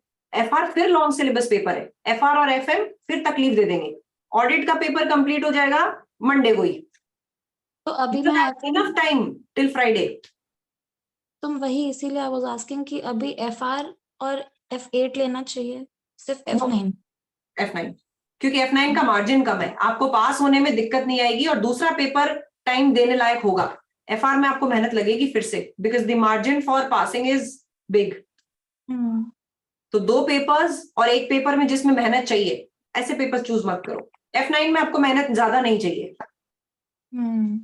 ठीक है? सो वो ले लो, ठीक है जी। शौर्या, F9 पढ़ा हुआ है आपने किसी से? हाँ मैम, मैंने पढ़ा था, ये एक्चुअली मेरा फर्स्ट स्किल लेवल पेपर था। ओके, और किससे पढ़ा था?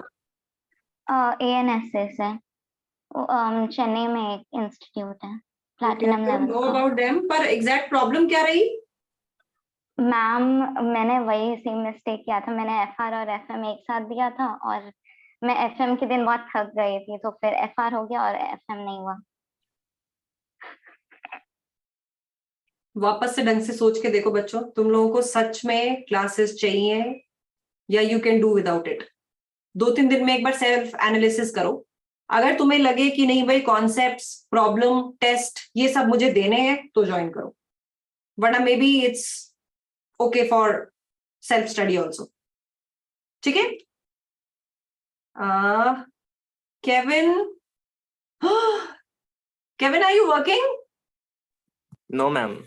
Acha, then F9 and F5 can work, but you will have to study for 2 hours daily minimum. Yeah, I can manage that. Then you should go for it. Okay, ma'am. Kevin, why have you come for my class? I got a link. You understand Hindi? Yes. Okay. Where do you come from, Kevin? Ahmedabad. Ahmedabad. Okay.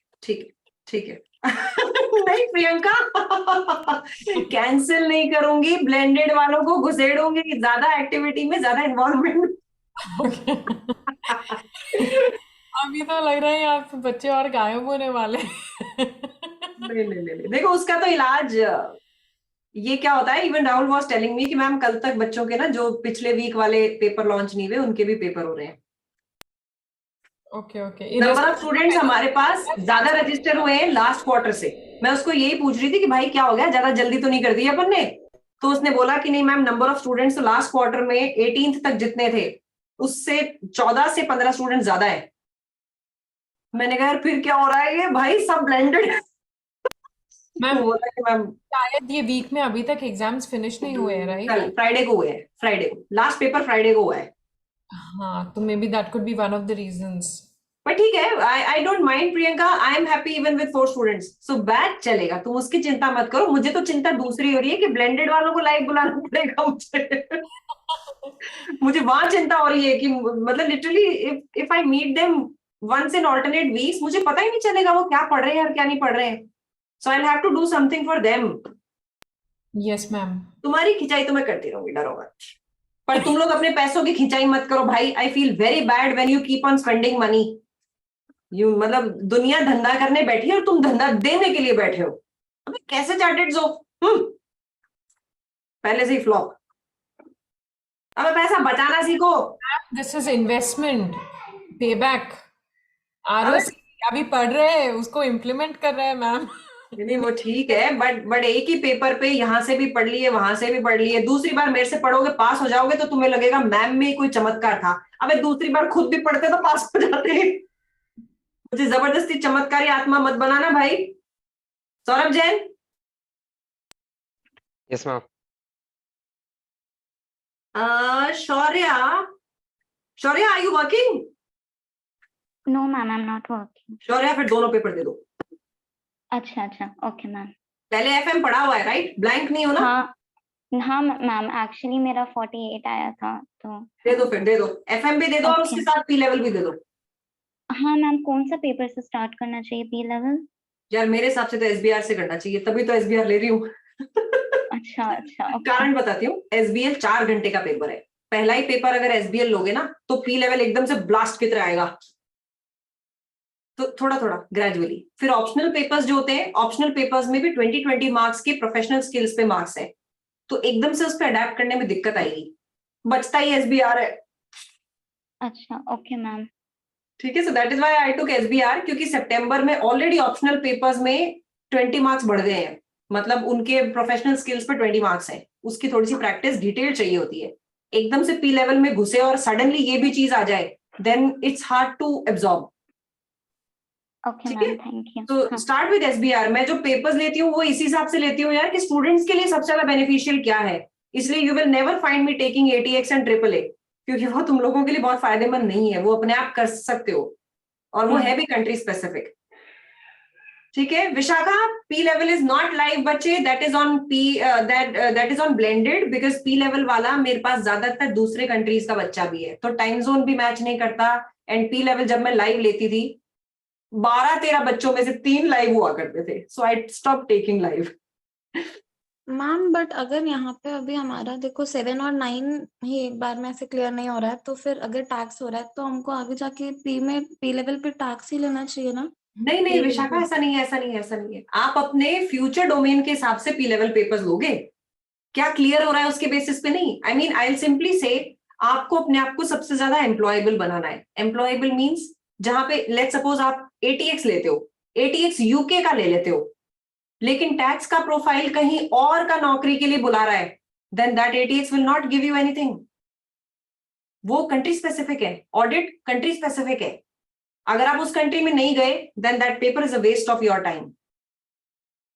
Okay, that means AFM is a better choice अपने से। Yes, because that's a generic paper। लेकिन आपको अगर already clear है कि मैं तो UK जाऊंगी और ऑडिटर बनूंगी, तो AAA लेने के अलावा कोई चारा नहीं है आपके पास।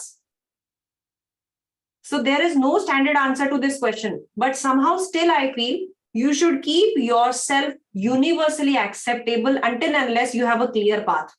अभी तो करियर चालू हुआ है, अभी अपने आप को ऐसे रखो कि कंपनी आपको अगर बोले भाई दुबई चले जाओ, तो आप दुबई चले जाओ।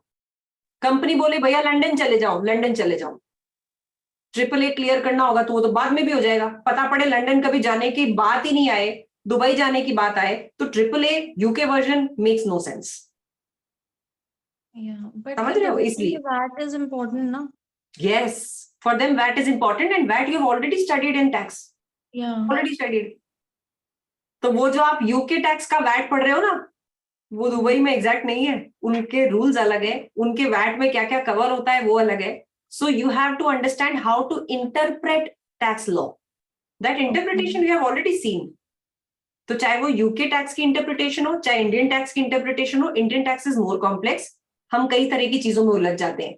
सून वी मे एक्सपेक्ट कि इंडियन टैक्सेशन का वर्जन भी आ जाए तुम्हारे ACCA में, because now the demand of the companies of Indian law knowledge is also rising. I studied my tax yesterday, like Indian tax exams चल रहे थे कॉलेज के, but I did not get anything। मैं exam में सब UK tax का ही डाल के आई हूँ। I don't know क्या होगा उसमें। नहीं कुछ नहीं होगा, वो एक यूनिवर्सिटी में फेल नहीं करते, तुम्हारे इंटरनल के भी मार्क्स होते हैं उसमें, कुछ इंटरनल नौटंकी के भी।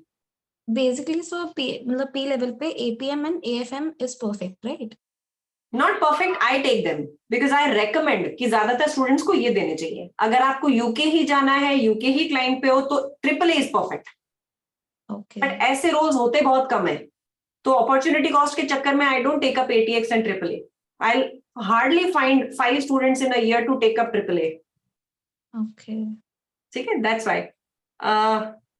केविन, नहीं Neville, SBL I do take, AFM also I take. ये दोनों मैं लेती हूँ, मैं APM भी लेती हूँ, AFM भी लेती हूँ, SBL SBR भी लेती हूँ, बट AAA और ATX मैं नहीं लेती हूँ। और इसलिए नहीं लेती हूँ because not more number of students take it, तो वो opportunity cost of providing that course becomes very high. और ATX तो हर साल बदल जाता है, और इतना सिलेबस है कि पढ़ाते पढ़ाते दम निकल जाए। चलो एनीवेज, अभी तो P लेवल में क्या लेना है that's not a point, calculator लेना है पहले तो। ठीक है, और ये डिसीजन लेना है कि भैया जल्दी पढ़ना चालू करना है, किसी से भी करना है करो, लेकिन जल्दी पढ़ाई चालू करो। This syllabus is long, do not keep on wasting hopping here and there. ठीक है, any other thing I can clarify, anything else? Ma'am, I'm confused. Should I take classes now from you or not? Sagar, simple answer, अगर आपके पास problems है और आपको लगता है कि आपको प्रॉब्लम्स में भी मेरी जरूरत पड़ेगी, टेस्ट में भी मेरी जरूरत पड़ेगी, मॉक टेस्ट में भी जरूरत पड़ेगी, तो आंसर इज यस। लेकिन आप बोलो कि मैं टेस्ट भी दे चुका हूं, मुझसे आंसर्स भी निकल जाते हैं, 10 में से एक प्रॉब्लम आती है, मॉक्स भी मैं दे चुका हूं, then no is the answer. Mocks भी दिए थे मैम, टेस्ट तो नहीं दिए थे, मतलब सेल्फ स्टडीज वाले टेस्ट नहीं दिए थे, मॉक्स दिए थे। ओके तो टाइम मैनेजमेंट में दिक्कत आती है कि मतलब, और जो सेक्शन सी के आंसर्स लिखने होते हैं ना टाइपिंग वाले, उनमें दिक्कत आती है। तो इसका मतलब आपको चाहिए हैंड होल्डिंग की मैम मुझे जरूरत है। ये चीजों में दिक्कत थी, मैंने आपको बता दिया। और मैम समझ जून गई। में दिया था मैम, और सितंबर में नहीं दिया था फैमिली रीजंस की वजह से। सो आई टेल यू सागर, फिर आपका केस वो है कि आपको कॉन्सेप्ट अगर आते हैं तो भी आपको वो चीजें नहीं पता जो बुक के बियॉन्ड है, यस मैम, बिल्कुल सही कह फिर रहे हैं। आपको चाहिए, देन यू नीड इट। पता है मैं भी पहले ही बोलती थी कि तुम्हें पीएम की कोचिंग नहीं चाहिए, एफएम की कोचिंग नहीं चाहिए, बट बहुत चीजें ऐसी है जो बुक में नहीं है, and we know because we have been trained by ACC. तो आपको वो हैंड होल्डिंग की जरूरत है। Take your call, then you need that hand holding. पर मैं खींच दूंगी सागर। मैम कोई दिक्कत नहीं है मैम, मैं अब चाहता हूँ कि अगर मैम एक बार पेपर दे दिया तो दूसरी बार में रैंक आए, या कम से कम 70+ तो आए। अगर आप खिंचवाने के लिए तैयार हो तो 70+ मैं लाने के लिए तैयार हूँ। मैम यस मैम, अगर दूसरी बार इन्वेस्टमेंट हो रहा है तो एक अच्छा सा नाम भी आए ना कुछ। ठीक है, चलो करो करो करो, you can do that, no worries. Okay ठीक है, चलिए जी, I guess everything answered now. Ma'am ma'am do we need scientific calculator कि नॉर्मल कैलकुलेटर भी यूज हो सकता है? साइंटिफिक। ओके। ठीक है, वैसे मैं साइंटिफिक के लिए इसलिए नहीं बोल रही थी क्योंकि वो आपको आपके प्रॉक्टर पे मिल जाएगा, तो अगर आप सिंपल कैलकुलेटर भी लेते हो तो भी चलता है। मैम साइंटिफिक की जरूरत पड़ती है? ले लेना चाहिए ना। नहीं ले लूंगी, लेकिन मतलब दैट इज अगेन उसको यूज करना एक बड़ा टास्क होगा। सिखाऊंगी, व्हाई टू वरी, जहां जहां आएगा वहां सिखा देंगे। वैसे यहाँ पे एफएम में ज्यादा कुछ नहीं आएगा। आई एम नहीं already for the live finish. नहीं कोई बात नहीं, तो तुम सिंपल कैलकुलेटर ले लो, डोंट पैनिक, ओके सिंपल ले लो। ठीक है, चलिए जी, ओके चलो जी। So once you all decide we'll catch up next Saturday. अभी तो सेम टाइम पे, उस दिन फिर डिसाइड करेंगे हमें क्या करना है, टाइमिंग क्या रखनी है, and then from Sunday, next Sunday से हम जो भी फाइनल डिसाइडेड टाइम है उस पर स्टिक करके पढ़ना चालू करेंगे। Okay thank you. Okay ma'am. चलिए जी, okay guys, bye bye, take care.